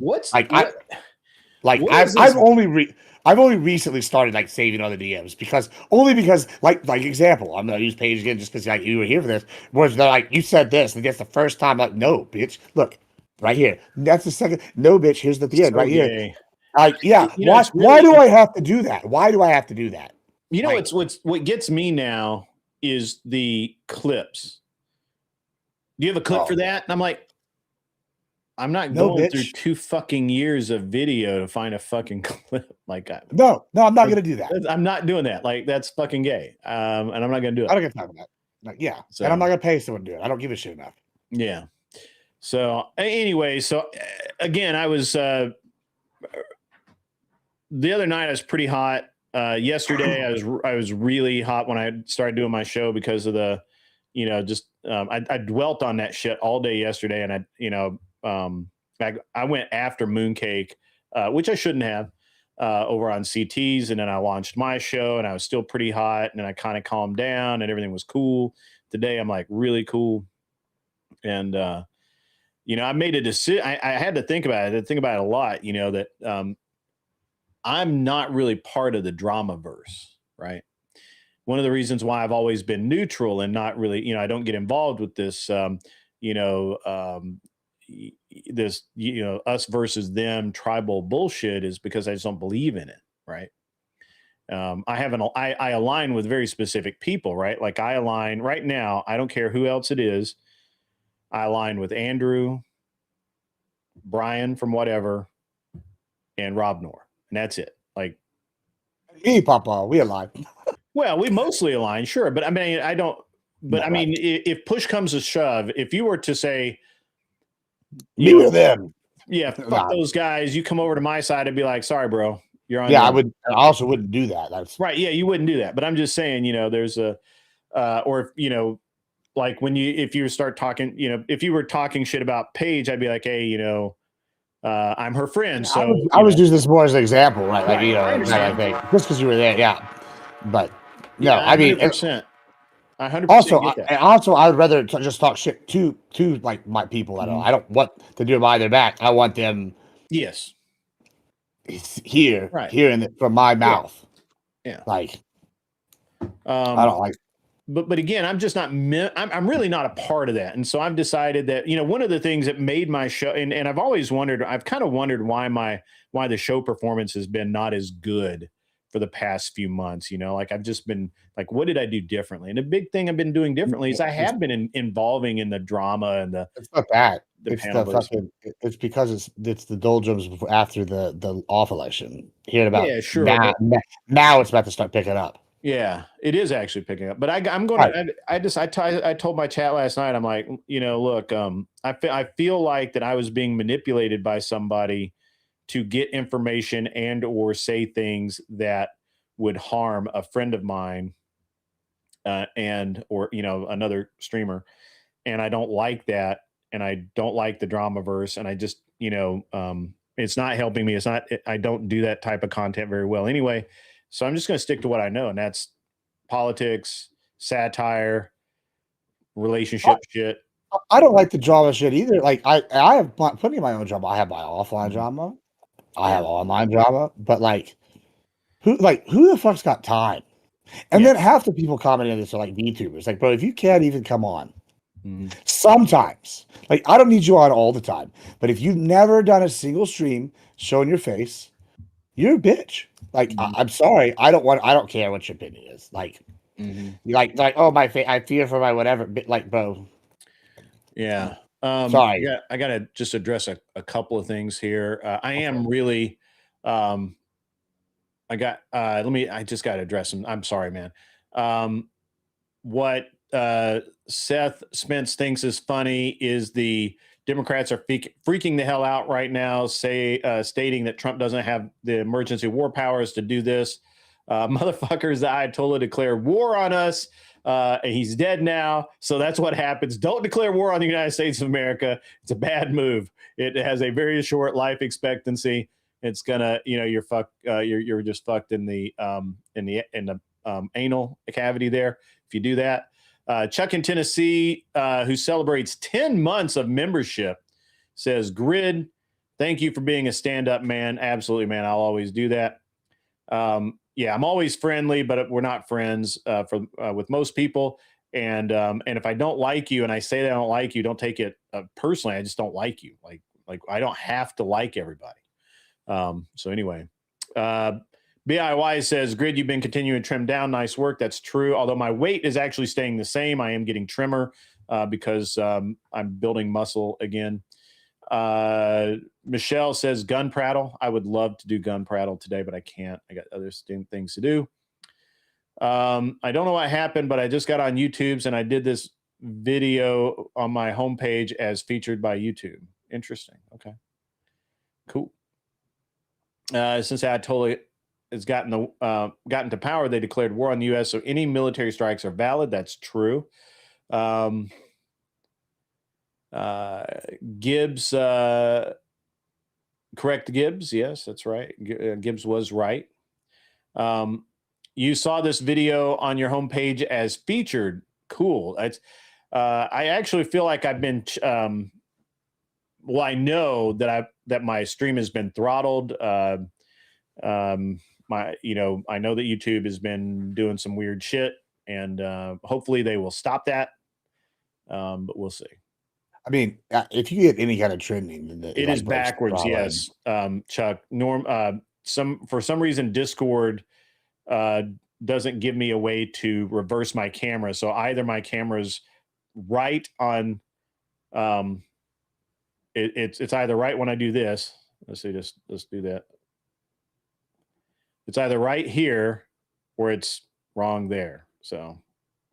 Yeah, I mean, like I think the way we've talked about you, like Andrew is a good way, like talk, so like I don't agree with all Andrew's takes. I don't have a problem with it personally, but like I think I'll comment on a debate or style or something he's done, right? But it's like, well, Andrew doesn't come at you for saying that, right? No, that's what I'm saying. Like, and vice versa. Like, he'll talk about your points, right? But he's not going to say that you're a fat fuck with a graying ass beard. Well, if we did do that, it would be on a show.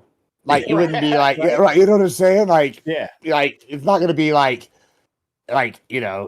for example, I will give Andrew credit, right? I came up to him at the this is really funny. I like I said personally, very nice people, and Miss Wilson, very nice in person, they're very nice. Enjoyed their company. Very confident. I like his ego. This is why I said to him, I was like, I have one issue with you, Andrew, one big issue, and he's like, what's that? I go, well, you came and watched me and Kel's debate, and you were like, oh, yeah. And then you watched another one I was on afterwards. You're like, yeah, I beat that guy, and I think I beat that guy. I was like, I just want to say, you ain't never once beat my ass in anything ever, and you never will. He's like, oh, I guess we'll have to fight out one day, but you won't beat me. I was like, we'll see. And I'm like, that's what we need more of, like, where it's like, a little confident, whatever, he wasn't offended that I was like saying, oh, yeah, you told me X, Y, Z kind of thing. It's more like, but some people would have been like real butthurt, like, and they would have been like, take that as like a personal attack, like, like. No, that's one thing I've really learned from Andrew in this space is just it just doesn't matter. Like, yeah, and the reality is that I might have I kind of lost momentum for the past 6 or 8 months or whatever. Probably not that long, but whatever. Probably just since the BayCon, really. I mean. But it's everybody's lost momentum. Even a little bit before that, I had noticed that, and I don't know what happened, but I noticed that I can't get above 14,000 subs. YouTube is, I think YouTube's throttling me because I will gain, like I gained a bunch of subs last month. I was right at like 14,800, about to break to 15,000. And in the space of about a week, I lost 500 subs. Which I haven't pissed off. But that happens, but not that many. No, that happens pretty regularly though. Like at least on Twitch, like you'll you'll go and you'll have like periods where you like for the last like month and a half, I've been stuck at like 6,180 and then like up and down, right? And it would just go up and down, up and down. But like before that, I'd been stuck at whatever, and then all of a sudden, I did a couple of streams, and then it's like, oh. Like now you're growing again. You're like you just hit plateaus in streaming. I don't know that. It's been about a year, dude. I mean, and it literally goes up to just right below 15, and then just YouTube. I've literally stayed. You can go look at 14,000, almost flatlined for the last almost year, I think. And there's a couple of reasons for that, but which I can talk to you about later. But or at least what my rep has told me. And also what I figured out kind of on my own. But, hopefully I just start the same thing happens with religious channels. Yeah, I believe that. I think that at any rate, I've got to get back to doing what works for me and just not really give a shit. I am going to start doing my debate show again tonight. Good. You're going to have to show up and try and win you $100. I'll pop in. I would rather judge than debate, but I don't know that I'll be able to commit to the full thing today. Yeah, that's fine. Yeah, but I can make an appearance. Yeah, I plan to hop around all day, like I'm doing shit. Yeah, Paige is in my chat. Welcome, Paige. Good to see you. I just told Gibbs that you're my friend, and he's like, yeah, that's fine. So he doesn't like you, but that's okay. Don't worry about it. I don't like anybody, bitch. So, yeah. What's up, Sparky? Aircraft Sparky? Good to see you. while he's gone, guys, I've been working on my airplane a lot lately, and airplanes a lot. I'm trying to get a bunch of my work done so that I can dedicate more of my time to streaming and the 2 channels and all of that. And I just so if I seem at times maybe tired or aggravated or something, it's because I'm really pushing in a lot of different directions really, really hard. To be clear, it's not that I don't like them. It's more that I didn't like that behavior. I don't like the behavior, and I'm more disappointed. Okay, you're disappointed in Paige.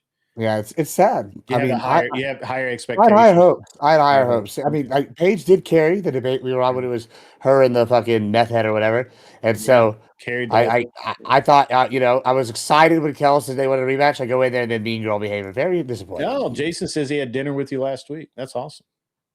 Mm-hmm. Did he buy?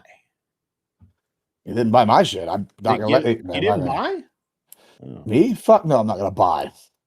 I drove Pentuple's ass up there, bro, after fucking waiting like 1,000,000 hours in traffic. Okay. There's no on air. The on air sign's right there, right there. Sorry, it's wrong. Right there.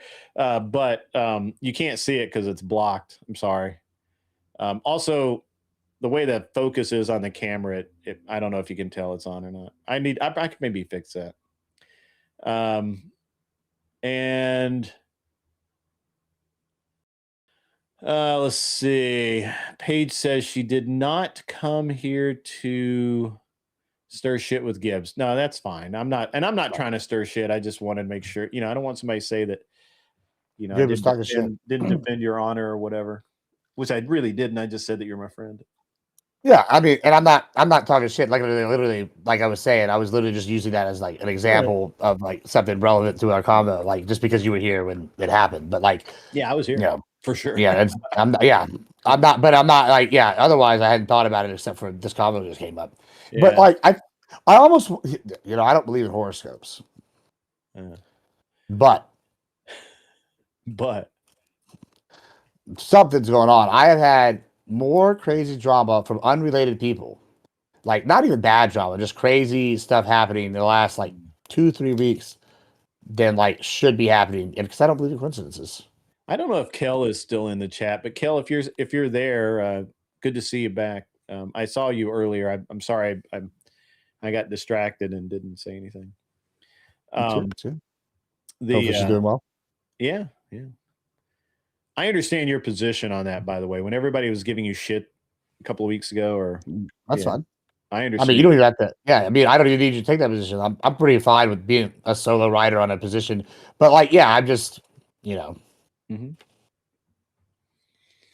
Yeah. Also, like I get this a lot, right? Like, because I'm open about who I am, right? Mm-hmm. Like, I don't pretend to be something I'm not, and people will hit me with they're like, oh, you do these things, right? I'm like, well, listen, I don't judge people for doing anything, like, right? Like, I've known some of the worst people in the world have been like the great friends to me, right? But they, were terrible people, and vice versa. I know some really great people that were just awful people to me, right? Like, and so when I'm sitting here, like, saying stuff like, like, oh, whatever, it's like sometimes you just have to take yourself out of equations, and that's best for everybody. Yeah, for sure. Like, yeah, I mean, I don't know, man. I'm not a good person. I strive every single moment of the day to be a good person. My wife is a wonderful person, and to be honest, the only thing that really keeps me from being a fucking pirate is the fact that I have a wonderful wife and a wonderful family, and God. And if it wasn't for those things, I'd be a pirate slitting throats. I'd be out. I would be right back in being a degenerate son of a bitch. Just get a letter of remark, and then God will be on your side. I'm waiting, brother. I have a boat, and I'll buy another boat. Like, I've got people that have signed up. They're like, hey, brother, we will go raid. We will. And I'm like, all I want is right out of the gate, we get the oil tanker. That's money right there, baby. That's money. Fuck the oil tanker. Yeah. We're going to go get the fucking cocaine. Yeah. That's what we're gonna get. We're gonna be Cocaine. rich. I don't We're need gonna be cocaine, rich. man. And we don't need. We don't need it. We're gonna sell it. That's funny. Mhm. What's up, Ashton? Good to see you. I mean, we've just been bullshitting here for the last hour. We got so much wind going on in Iran right now. Just so much wind that we can't. It's not even worth talking about anymore. We've already like the Ayatollah came out and said, come get me, America. You can't do shit. How happy you think Maduro is that he didn't do what the Ayatollah did? Yeah. The Ayatollah said, I'm going to fuck you up. I'm going to send missiles. I'm going to shoot missiles at people. Yeah. Like, and Trump said, I told you not. And Trump said, I told you not to do that. I told you already. I told you again. So there we go. Yeah. I told you once, I telling you again, That's right. That's right. So do not immediately reach out when you start this. I would never sign. I don't know what we're referencing there. Go on, Iran. Yeah. The whoopins, boys. The whoopins. This the Bert says a butt pirate. Well, I mean, I personally am not a butt pirate, but if you are, that's okay. That's your choice. Just know you're going to hell. Hold on. I don't make that decision. But yeah. Well, hold on. Can't you be a booty pirate for women though? I don't think it's the same thing. I could be wrong. I don't know. I'm not an expert. We could ask for a ruling. Should we get ruling? It is 2026. Who doesn't eat ass? That 2026. You need an app. You need an app for that. Is this right or is this wrong? It don't touch our boats. That's true. Religion and peace. Absolutely. My chat's going off right now. They got it. They're burning it. They're wilding, huh? Yeah. You know what? We'll do a shot to that. Don't touch our boats. Last person who touched our boats got the sun dropped on them. That's true. Twice. Twice. That's right. For the record, be a butt pirate, but I do not support such things. I do not. Sodomy is sodomy. Michelle says it would still be a sin. Sodomy is sodomy. So I don't know if that's true. I'm just saying, hey, look, hey, bro, you do you. I'm trying personally, I choose not to go to hell. I don't think that smashing a woman in the booty is going to send you to hell. I don't think there's any biblical support for that. Sodomy, man. I don't know. Look. You know what? Sodomy is specifically man and man. I don't know. It's too bad I don't have somebody that's like a real theologian here. I am not. It would be. It would be terrible. That's why I don't debate religion, and I think that most people who debate religion are dumb and stupid for doing so. Yeah, and I got degrees in that shit, and I fucking still don't like to debate religion. Yeah, because I don't consider myself qualified to debate religion. Sodomy includes oral and anal, bro. Listen, I'm gonna tell you right now. I'm gonna tell you something right now. He looked that shit up. Look, guys, do you see this? He looked it up, and the look on his face was like. No, I didn't look that up. That's what somebody in chat just said. First of all, I want you to know something. Listen, God is a loving God, and God has a sense of humor. And I'm going to tell you right goddamn now, right, that He is definitely a fan of oral sex. Like that, there's no way, He's a fan of no way that the Lord is going to allow humans to exist and to say, oh yeah, by the way, blowjobs are sending you to hell. Absolutely not. Absolutely not. Like. I've never been more sure of anything in my life.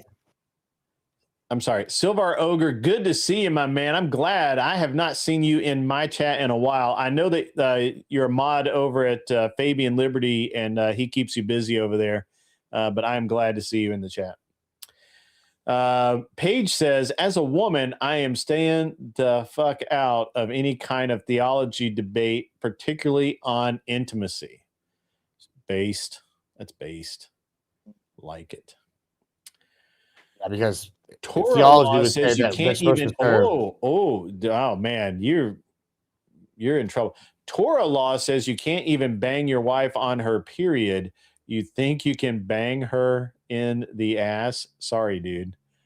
Well, good thing that Jesus came to earth and created a new covenant. And and part of that was breaking the old traditions. And guess what? Jesus refers to the church as his bride, who he says has to be fully subservient to him. Now, I don't know about you, but when I imagine a wife being fully subservient, if I say, give me a blowjob, bitch, I'm going to get a blowjob. Yeah. So, sorry, you're giving Jesus a BJ. All right. Well, guys, you've heard it here first. Metaphorically, we're in metaphysics now. We're metaphorical, metaphysical, meta, a lot of meta. Also, like, I gotta say, a lot of people, guys, y'all would have way less drama if y'all just like got blown once in a while. You would care a lot less about these problems.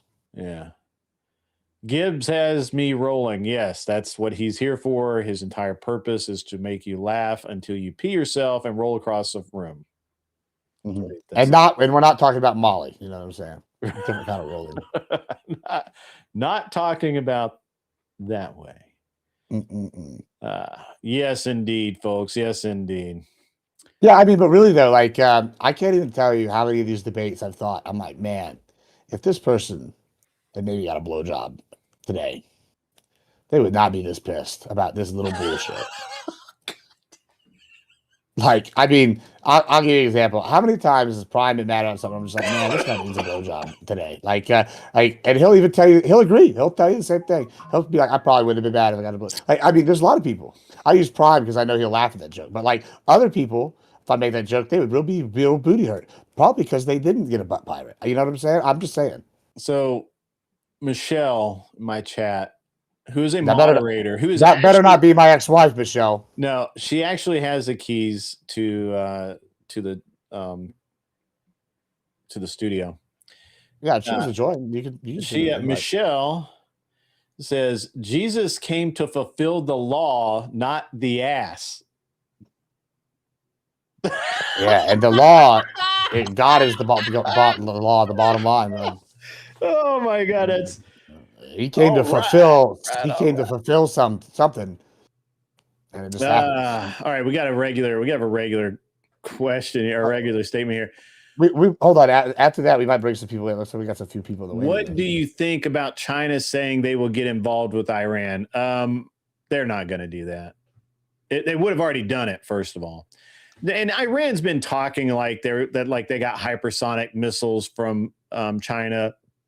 They've been talking like they've been getting all this shit, and I don't believe that.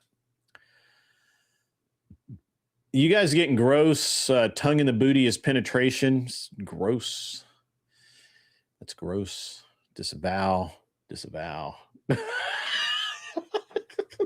guy over here. What? 2 handfuls. Gotta eat that shit like groceries. Listen, I'm real toxic. There's only one way I'm keeping women. There you go. You can make them laugh. Yeah, that's it. That's what it is. He's figured out that if he makes women laugh, they won't. They don't really give a shit about what happens is they start laughing, and all of a sudden they're naked. They're just like, "What happened?" Right. That's right. Yeah. Mm-hmm. Also, we need to take all the Iranian women and Venezuelan women refugees. They're very attractive people. Those are the ones I want. Yeah. That's right. Guess who? We're going full jihad on that booty. Didn't a report come out a few years ago about a military leader in China filling their rockets with water instead of rocket fuel? Do you mean the Chinese rockets or the Iranian rockets? Because it was the China rockets. Was it China? Yeah. Yeah. China just purged their top guy that was supposed to do amphibious landings like this week too. What time is tonight's show? I will start at 8. At 8. I'll have to be a little late then. I promised Tom Foolery I'd be on his for a little bit. Yeah. But I will come right after. I told him I'd come pop in for like 30 minutes to an hour or something. He was in my chat the other night when I was debating somebody who's being just a dumb as fuck person. Forget who it was. Nice guy. I mean, I like Tom a lot. I tell you what bothers me. Not about Tom, but like actually because this was happening during the debate with Tom, right? Well, are you done during your show when we were in TwitchCon? Yeah. The same problem I have Debate when I have debated Destiny a couple of times is people will be like, say this, and it's like some like real personal attack. And I'm like, I don't know anything about this fucker's personal life. I don't give a fuck about their personal. Like, I'm a piece of shit. Like, what am I gonna say? Oh yeah, bro. Yeah, this is the reason you're divorced, bitch. I'm divorced too. Like, what? Like, oh, this is the reason you did. Like, this bitch. I do drugs. Like, I can't. Like, you know what I'm saying. Like, if I'm saying somebody needs to do something, it's not because I'm like better than them. Like, like that's never been my thing. I'm not better than anybody. Like, and so like when people are like, let's make personal attacks, I'm like, no, bitch. I'm here to talk policy and debate.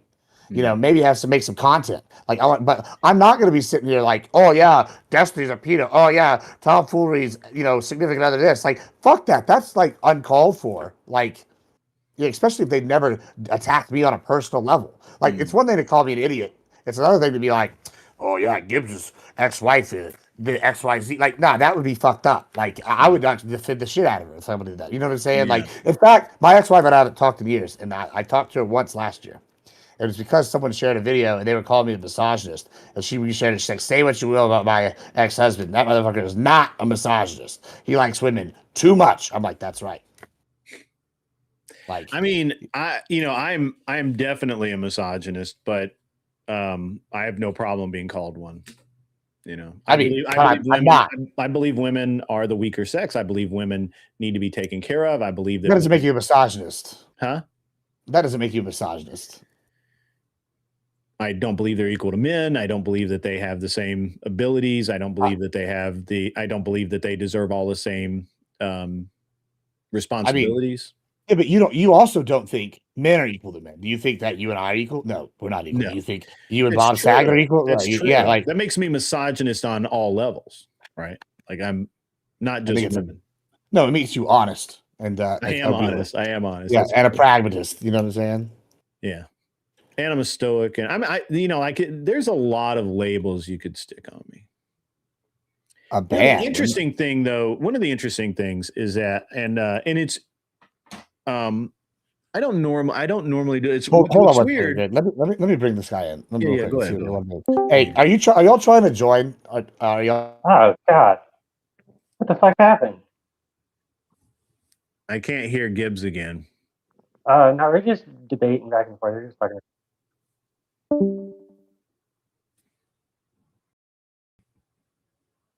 When you bring somebody in, I can't hear you. There we go. All right, how about now? Now I got you. Why does it do that? I don't. So you know what's funny is He was doing that the other night when Tyler would come. I was giving you a hard time about it, and then Mhm. I go in Sky on his Discord, and fucking God damn it, what's his name? Brandon. Discord's done some weird shit lately. So yeah, Brandon was bitching about the same thing. He's like, every time some of these, and I'm like, oh shit, I gave you a hard time for no reason. That's all right. I'm never gonna admit that. No, I'm just kidding. Say that part. I was about to say something, and so like I don't know, man. I trying to gather my thoughts back where I was. I don't know. I'll remember in a second. The women and the equal thing, and you're a pragmatist. Well, I mean, I don't think I have a problem with most people, to be honest. I mean, I don't think most people are very smart. I don't believe most people are capable of doing things, and I don't feel bad that I say that, but I don't know. But you know what? So you said something earlier that I thought was interesting, is that you won't say that you're better than somebody or anything like that. And I agree with that. I don't think that you should say that. But one of the things that's really fucking annoying is when people will sit there and point to me and say, well, you're just a rich guy playing at this, or whatever assumption that they make. And then and certainly they're free to make that assertion. But then if I fire back and say something like, I'm more successful and I've done this and I've done that, and you haven't, and why haven't you? Because because you're being a degenerate, or you're fucking up by the numbers, or you're too damn lazy to actually do anything. If I do that, then I'm a bad guy, right? Like, why, I worked my fucking balls off to get to where I am, and you should be able to do it too. And why am I a bad guy for saying that, right?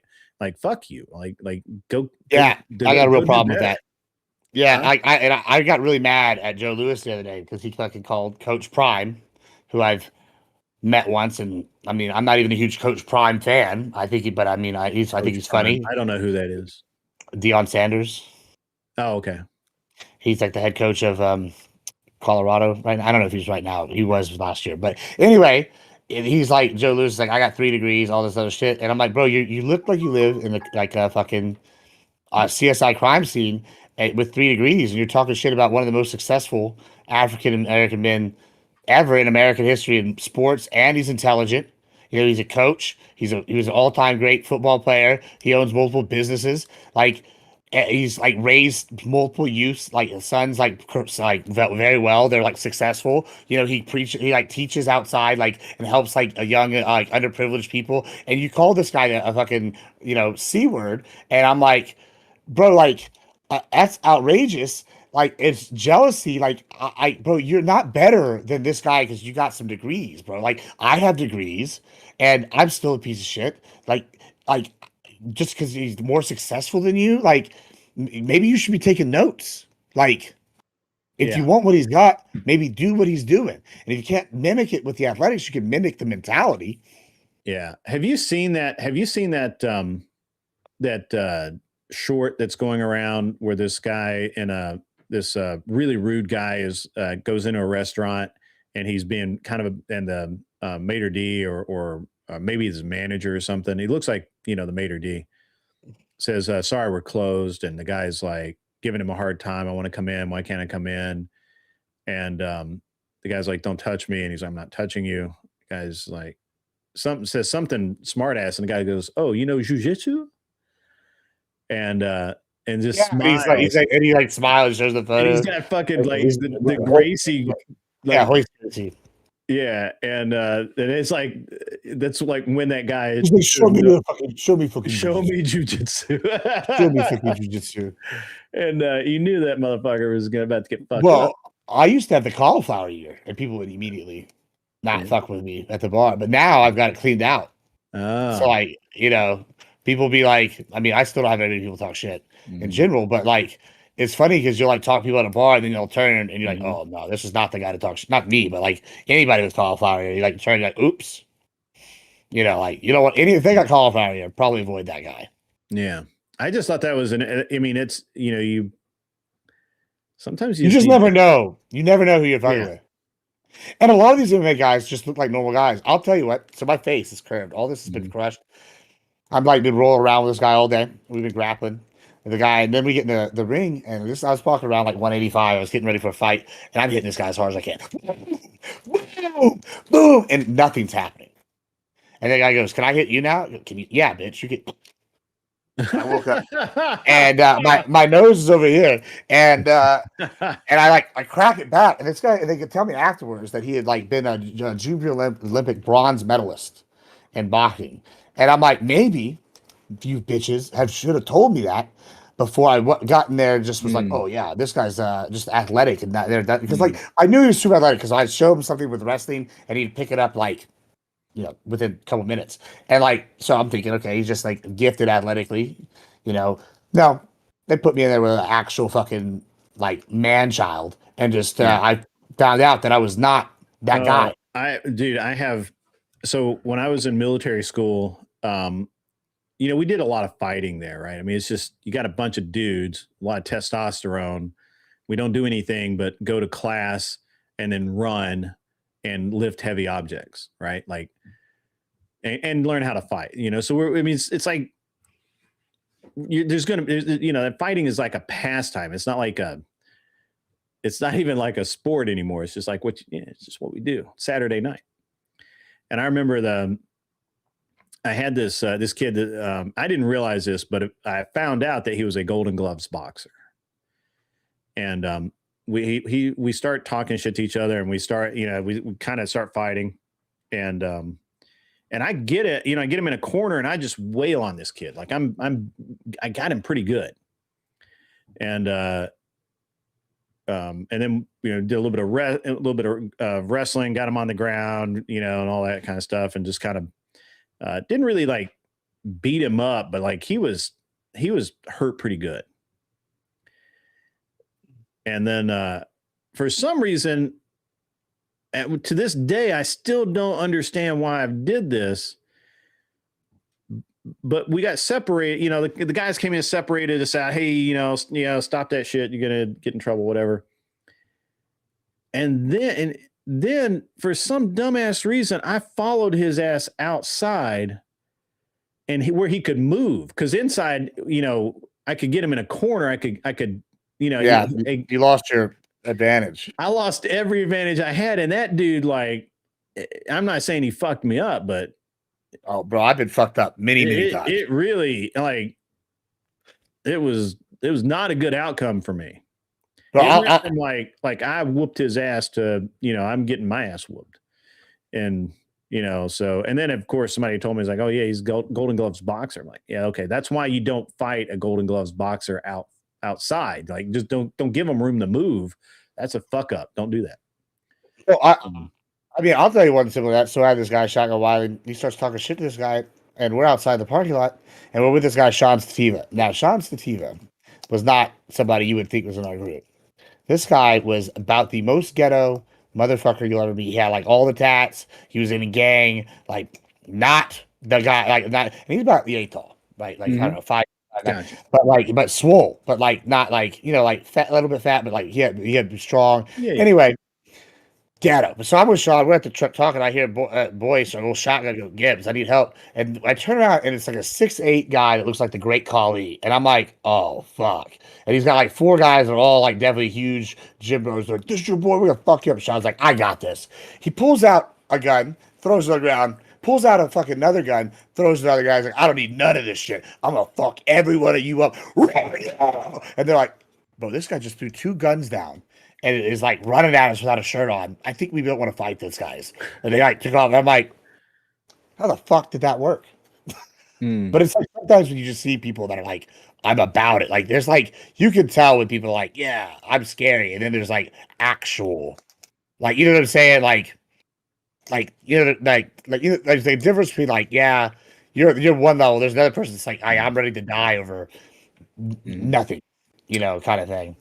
All right, I got another $20 from my man, Seriously Shelby. It's why I don't talk about my accolades as a wrestler, because people get hurt, and why I removed my why I got my cauliflower removed. The most dangerous people want to not fight. Yeah, it's true. Lots of times people tell me that all the time. They're like, oh, Gibbs, you did this, you could probably fight. I'm like, nah, bro, I'll fucking fall over. I'm all metal now. I couldn't do nothing. All metal. Yeah, but I'm like, yeah, my fighting days are done. Now we got cartel guys I can pay to do that. I did a lot of fighting. I did I did some wrestling, but not much. Most of what I did was in a kind of what we would call it mixed martial arts now, but it was just martial arts back then. Yeah, I did that too for like I got a brown belt in jiu-jitsu. I've done Nagas twice. I want to do Nagas this year, but I don't think I'm going to be small enough yet. Yeah, and so so the military school, have hallways, and so you start out kind of in like your first and second year, you're in like a bay, like a squad room, right? So you're in a open, it's just a bunch of bunks in a big room, right? Right. So, and that's where you and then as you become an upperclassman, you get your own room, or at first you get two, there's 2 of you to a room, and then eventually, when you're a senior, you get your own room.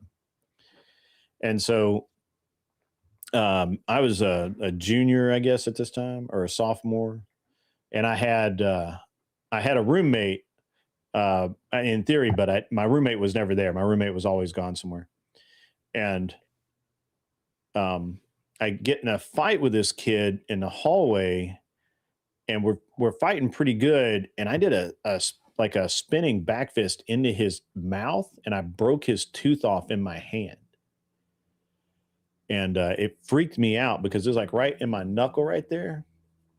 And I went back to my room. I was sitting at my desk, and I rubbed my hand because it's all bleeding. I'm like trying to figure out how bad it is. And I felt that like sharpness of the broken tooth. And then it popped out on my, and I was like freaking out thinking I'd broken the bone in my hand or whatever. And I was going to end up like going to the emergency room. And then it popped out on my desk. It was like I was just laying on my desk, and then I realized what it was. I was like, oh my fucking God, so good. You know, like I was really concerned. I'll tell you a story. Then I let me read this super chat first. $5 from a raging Patriot 1776er. This is why I don't fight anymore. I'll just air you out and figure it out afterwards. Told my brothers same things. LOL. I'm old now. That's right.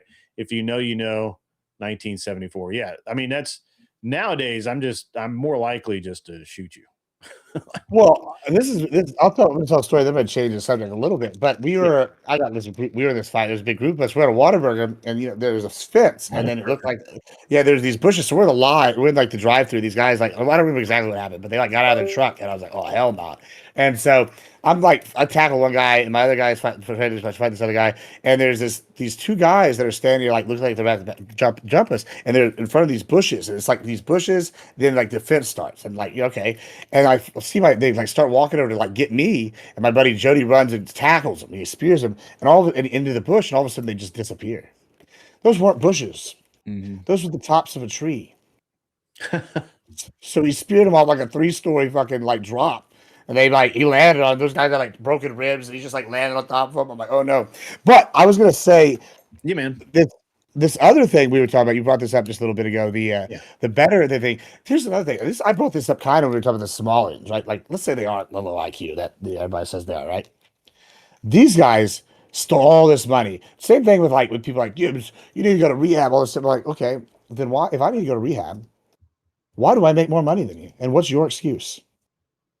Like, or like, do I need to do something? What's your excuse? If you're not doing any of these things you're judging me for, why am I outworking you? Why am I out doing it? Like, you don't have this problem, then you should be doing better than me, right? Like, yeah, like the same kind of concepts. Like, oh, well, if this guy's got a 68 IQ and he stole billions of dollars, damn, I wish I'd come up with that plan. It was a pretty good goddamn plan. If you only had one good one, then it was better than my one good one I've had so far. I mean, I think that, my favorite question is, why are you friends with that person? Because they're a degenerate, because they're this, because of that. Why are you friends with that person? I'm like, well, I don't have to like their lifestyle to, be able to talk to them and converse with them in a normal way. Right. It's not I just don't have to do that. Once again, $20 from Seriously Shelby is serious today. I'm saying, as an aspect of society, I will defend myself, and some states have it as you have to register as a weapon, I'm sure, for known wrestling or MMA. I have to think, do I want to go to jail for it or not? Just don't fuck with me. Yeah, that's absolutely. And there's a point in most young men's lives where they are at that point, or not most, in many young men's lives that they are at that point. It's, you need to make a decision because and I had to have that talk with my son, who is 15 and he's like 6 foot, 190. It's all fucking muscle. And, I'm like, huh? What happened to you? Yeah. And he's like, and I'm like, hey, if you hit somebody, you're gonna hurt them, right? Like if you pick somebody up and throw them down on the ground, so mean it if you're gonna hit them. Yeah, because you need to mean it. Because don't play with people, because playing with somebody will hurt them, right? Like because he grew so fast, and so he just, he's a good kid. He understands it, but I'm just telling you, man, it's, you get to that age, and, I was always kind of small for my age, And so I learned how to scrap early, but he never has. So Chatter wants to know your opinion. I don't have enough information to give you the correct answer, but Sure. the Grid might have an opinion. I don't have any of the stock, so I can't tell you. Oh, I don't. But this guy wants to know if he should buy more Nvidia at this price or sell his shares. I don't even know Nvidia. No idea. Yeah, So I can tell you. I got so because my wife worked in fintech, financial technology. Yeah, you mentioned this. You can't buy that, can you? Yeah, couldn't buy it. Yeah, because she worked for Goldman Sachs at the time, and she worked for Credit Suisse before that. And so because she worked for the banks in investments and mergers and acquisitions, and basically in M&A, financial and finance, specifically tech sector. And because of that, it was very hard for us to buy and sell stocks. So I've actually not paid attention to stocks for 10 years. Oh, that's fair. I have no idea. I buy a lot of stock, but I just don't know anything about Nvidia. I stay away from industries I don't know anything about. I used to trade Forex quite a bit, but it's such a time commitment that I can't do it anymore. So.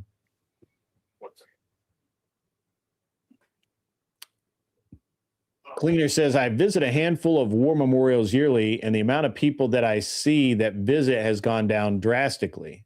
I used to see up to 1,000 at the VN Memorial in the U.S. National Park. It was 20 last year when I went. It's sad to see. Yeah, probably.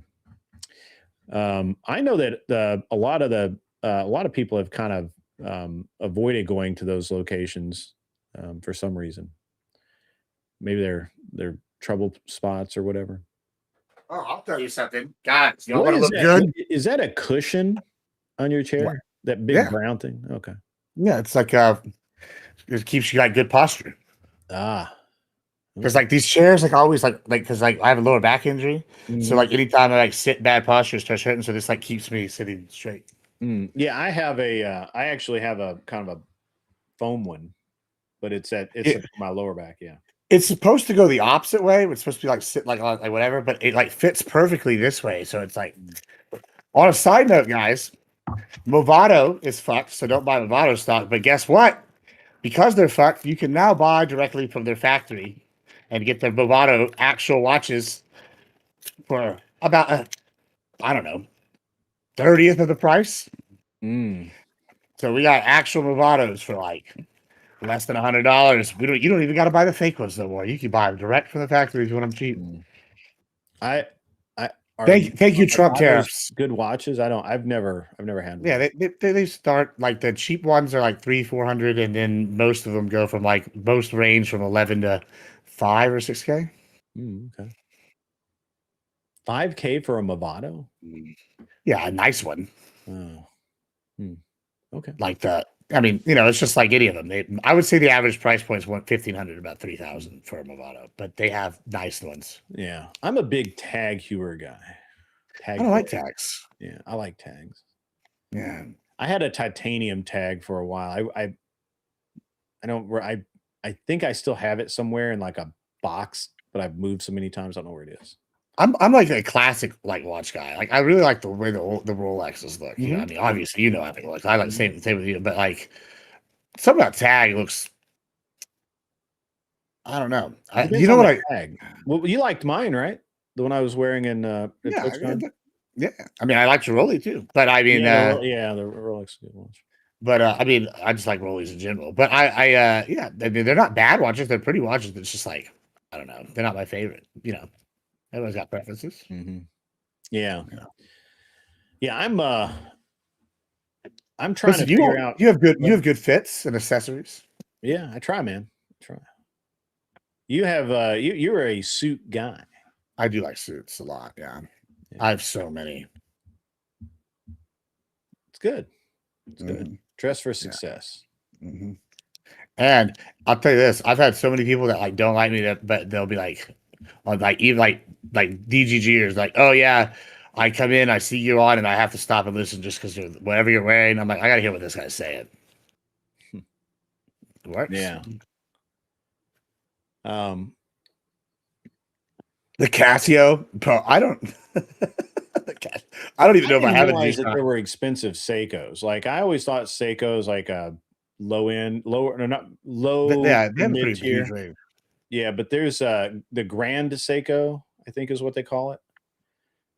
They're really expensive. So I tell you what's a really cheap watch that's no, it's not super cheap, but it's a really good one.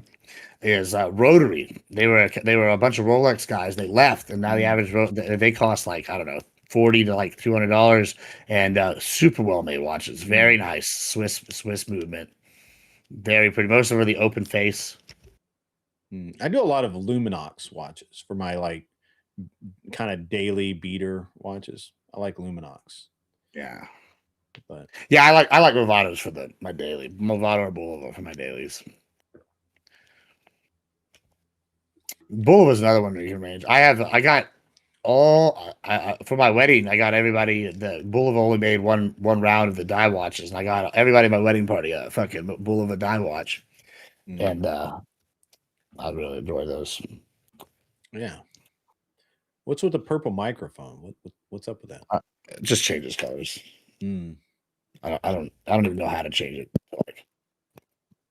Just randomly, you're going to be Dylan now. Dylan Burns now. I haven't seen Dylan in a few weeks. What's up with him? He says he's going to probably join us in a couple hours, and you might be gone, but he's going to join us. He's been streaming a lot. I guess he doesn't pop up in my feed for some reason. Does he stream on YouTube? Yeah, I guess he does YouTube, right? I don't know.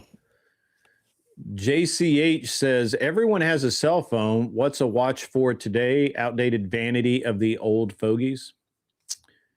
Yeah, and my 15-year-old son wears a watch, and he uses it to tell time. While it's easy to pull out his phone and take a look at it, it's easier just to look at his wrist, and it's right there. So I guess that might answer your question because he doesn't have to charge it. My buddy last night, he's a business owner here. He like owns like 3 or 4. He was down in like South Padre Island. I don't know exactly what happened, but a coyote came and attacked him last night on the beach, and he bit a coyote. He bit a coyote? Yeah. That's legit. I was like, hey, whatever it works, bro. Yeah, that's legit. I was like, you probably need to get a rabies shot. Like, yeah, that's legit. What the fuck? And this guy's like 6'4", like 300 plus pounds. He's a big guy. I'm like, bro, this coyote, that was the wrong guy to come after. It had to have been sick. Like, yeah. I hope that guy's got his shots up to date. I'm sure he does. If not, he'll pay somebody. We'll get what that adrenochrome. He'll go get the Epstein adrenochrome or something. The turn of the frog day, bro. Yeah. Yeah. I'll tell you what. What do you think we're going to do with Cuba? Because that's obviously going to be Trump's next target. You think so? I don't know. I think so. I mean, he's already got the embargo. I mean, he's setting it up. I mean, by the time we're done with Iran, they'll have had 2.5, 3 months of embargo. I don't know. I mean, like, I'm thinking he's hoping that Cuba falls apart after the midterms, right? I don't know that he's going to want to push Cuba before the midterms, because, okay, that there's even less support for invading Cuba than there is for taking out Iran. What American is going to be like? Yeah, there's two sides of this. I think, yes, I think you're right. There's even less of a reason to invade Cuba. However, I think there's more of a reason to invade, but I think there's less support. Right. There's very little support for it. However, I think that the reality is that Trump is more interested at this point in not having, or I think he would be more interested in not having to go through the midterms with the leftists screaming that we are starving Cubans and they can't heat their homes and they can't put gas in their car and all of those other things. So I don't disagree with you, but I'm not sure I really agree with you. I mean, I don't think that. Oh, I mean, I don't think people are going to buy this shit. I think that like here's one of the things that I think we're about to see. And we'll find out in midterms. But like, it looks like Republicans, specifically MAGA ones, are very pleased with how Trump's doing. Yeah, I think so. Right, and so my parents went to the rally this week or yesterday where Trump was in Corpus. They said there was 11 protesters. Now, Corpus is a very left-leaning city. And the fact you could only get 11 people there and you had a week's heads up, I think that bodes well, right? And so when we're sitting here talking about this, I go, okay, I think that Republicans are going to come out and they're going to be pretty supportive of continuing the policies that have been occurring. Whereas I think the left is so upset with their own people that I don't know that they're going to be able to even unite behind who they got for the midterms. Now, I'm not making any predictions, but I think that the Dems are in some dire straits. Mm-hmm.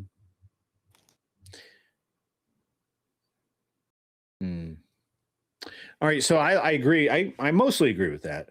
Do you think that the Republicans can put up enough strong candidates?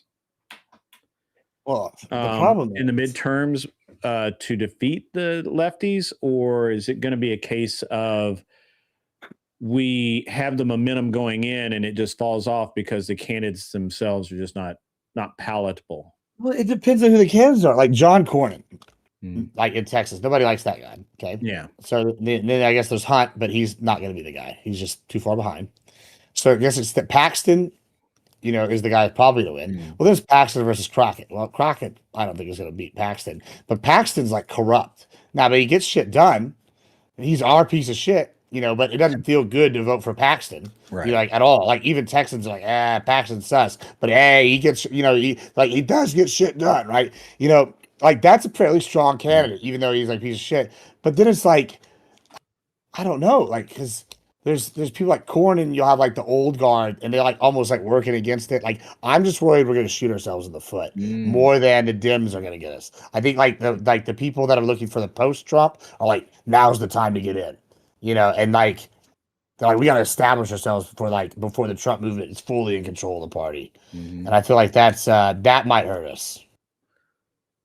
Well, I mean, it's going to be interesting to see. I think that there's still a lot of momentum left in the conservative side, and it's going to be interesting,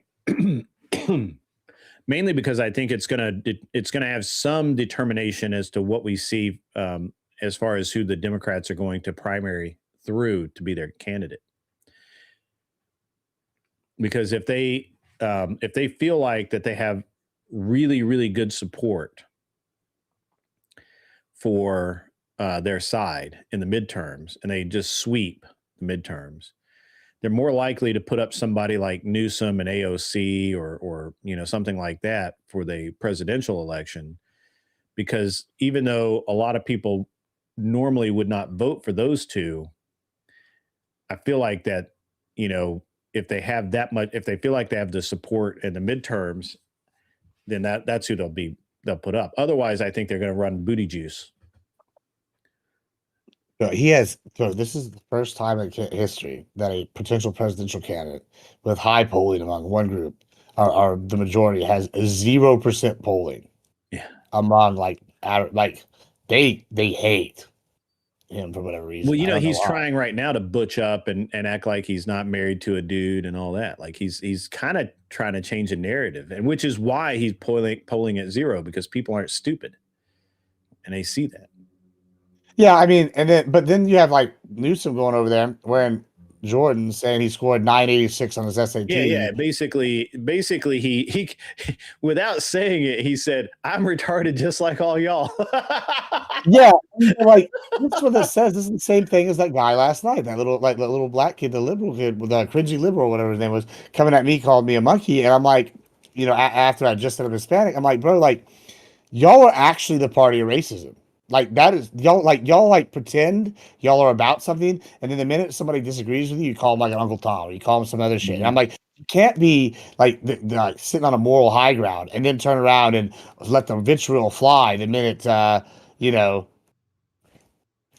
someone disagrees with you. Like, yeah, I get that.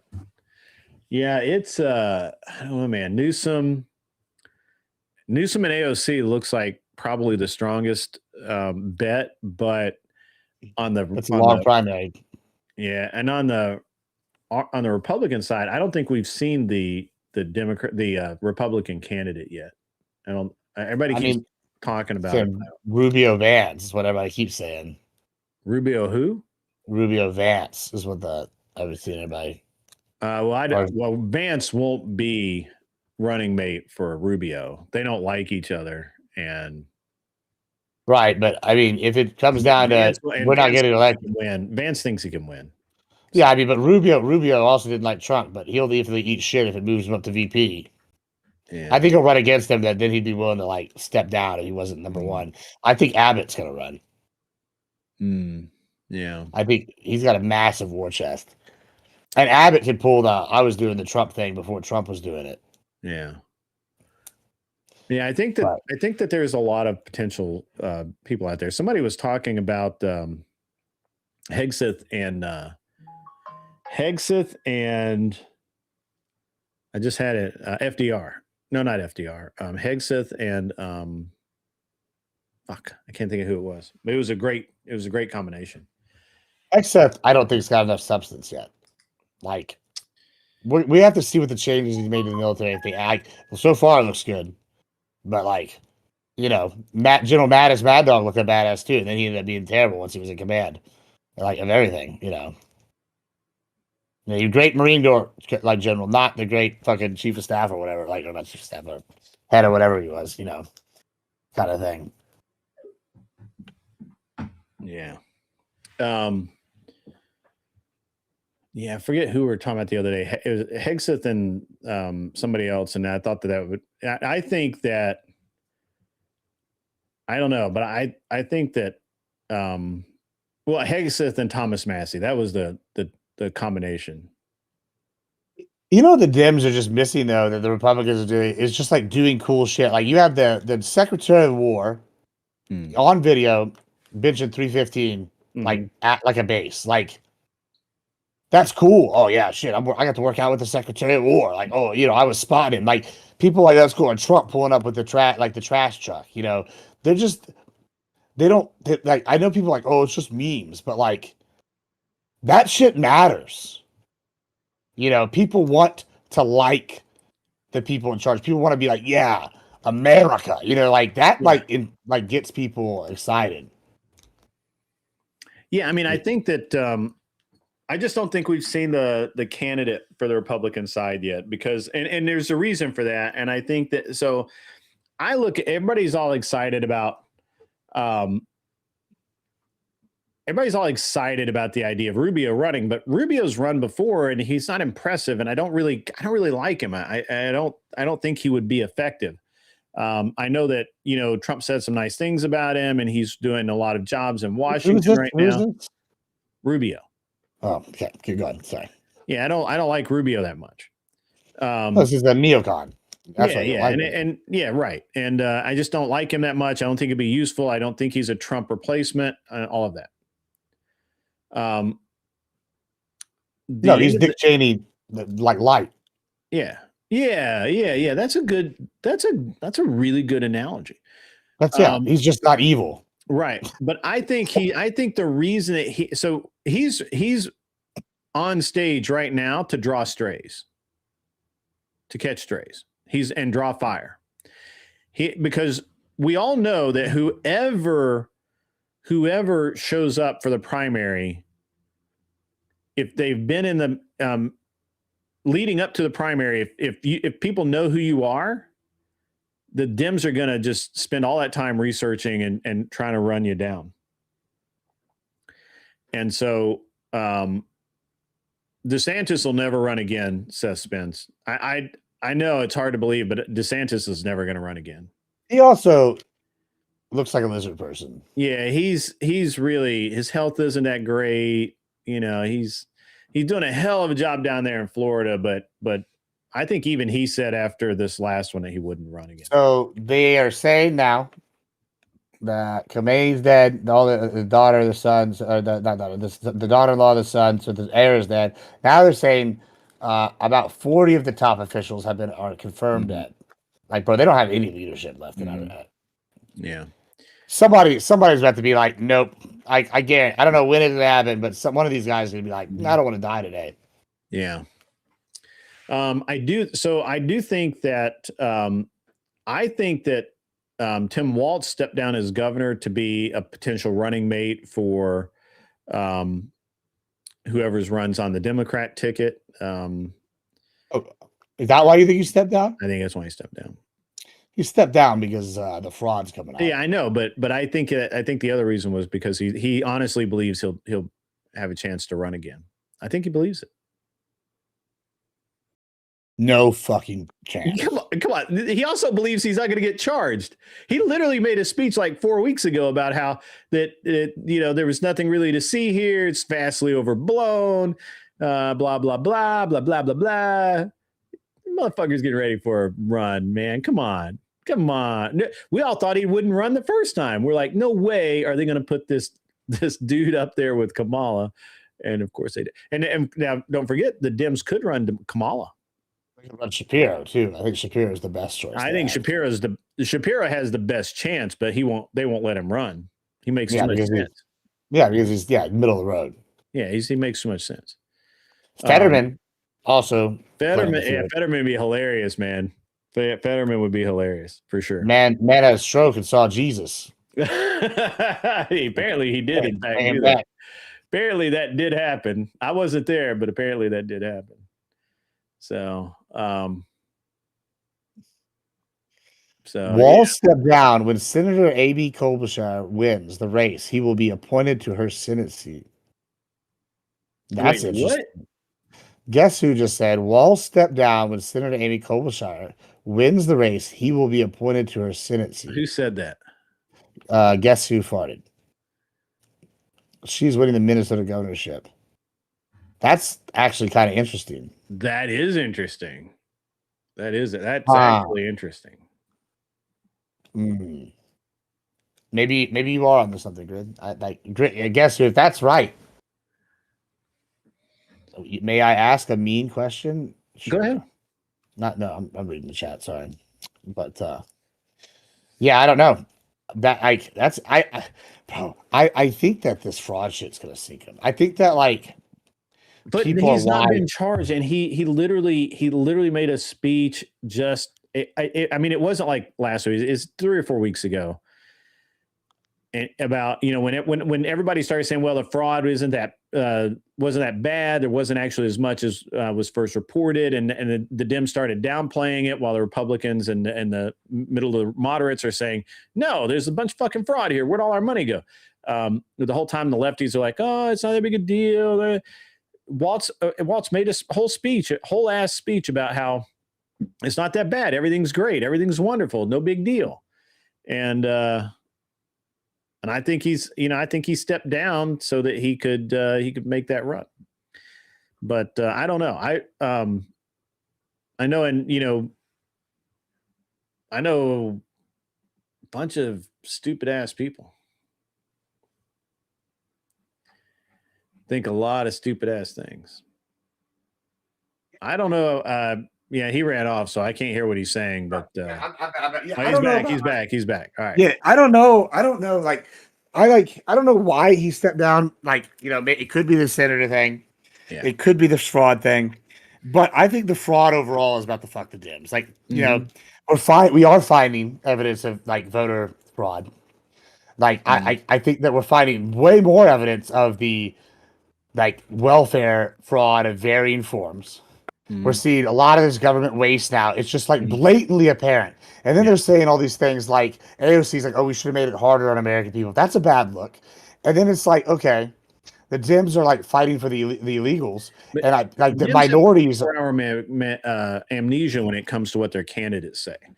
Well, that's true too. But then it's they're fighting for these illegals and these other groups that are here. Bro, we don't have why are we fighting for these people when we're in poverty? They're just playing to their base right now. They're literally the people that they want to convince who they're going to vote for early are the people who are like, oh, these poor immigrants and all of that. So they get those guys locked down, and then they can change their tune. They can change the rhetoric as we come into the midterms, or as we exit the midterms. They can change their rhetoric to, well, we got to have maybe some tougher immigration laws. Maybe we'll do this. Maybe we'll do that to get the moderates to swing over. And they think they're going to win that way. I don't think they'll win. I don't think the Democrats. I honestly have my doubts if the Democrats could win a legit election in the next 10 years. I mean, at like what level? Presidential. I don't think they can win the presidency for the next 10 years. I could be wrong. So? Yeah, I could be wrong, but they've done so much damage, and there's so little trust, and their own, and they had a lot of people that fled their own party.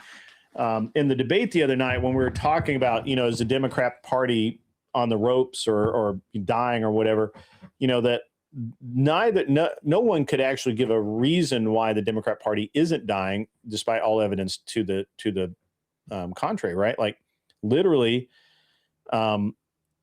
massive numbers of typically leftist voters, Hispanics, blacks, union workers, young women. They're not flocking to the Democrat Party anymore. They're moving further and further right. I mean, right now they're basically moderates. In a year and a half, they'll be full on Republicans, right? Yeah, I mean, they keep pushing people out and going further and further left. I feel like Madami is him getting elected was a good thing.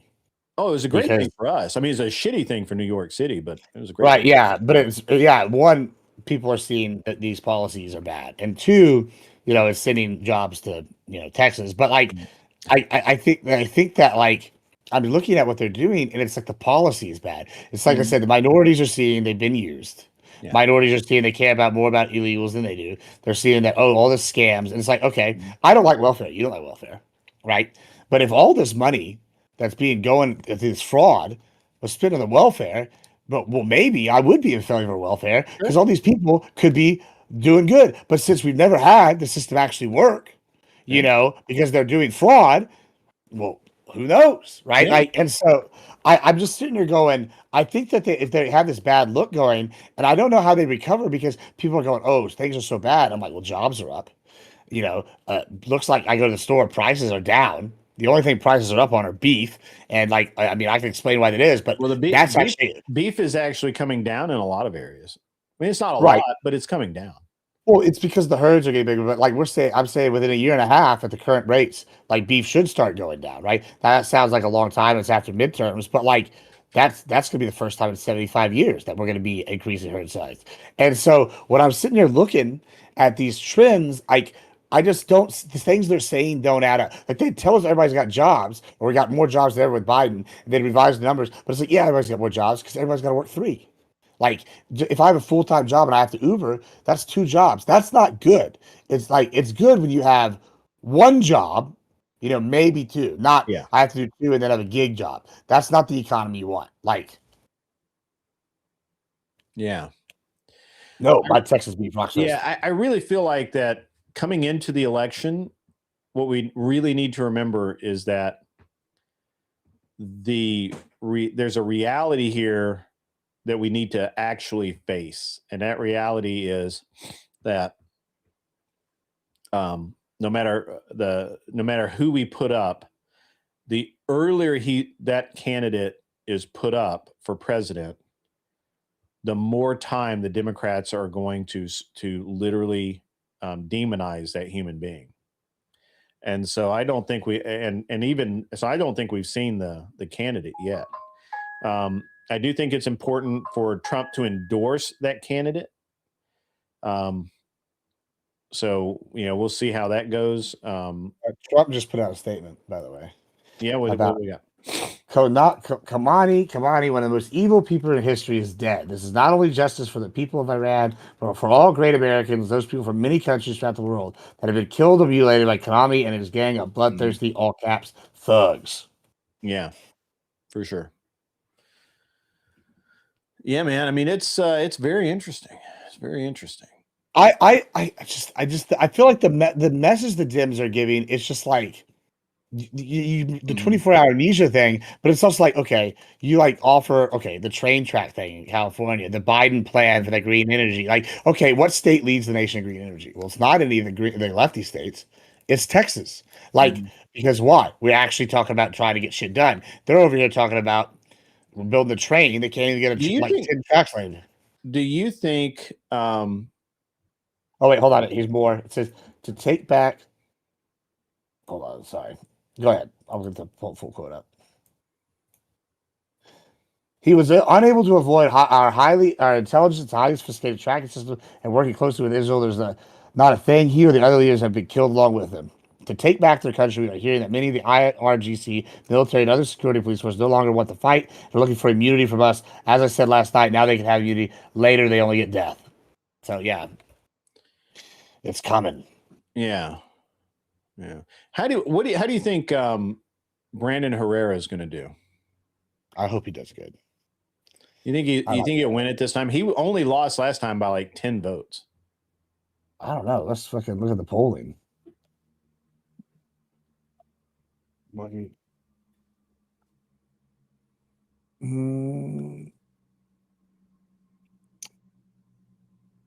is which office is he running for? Texas District 23? Yeah.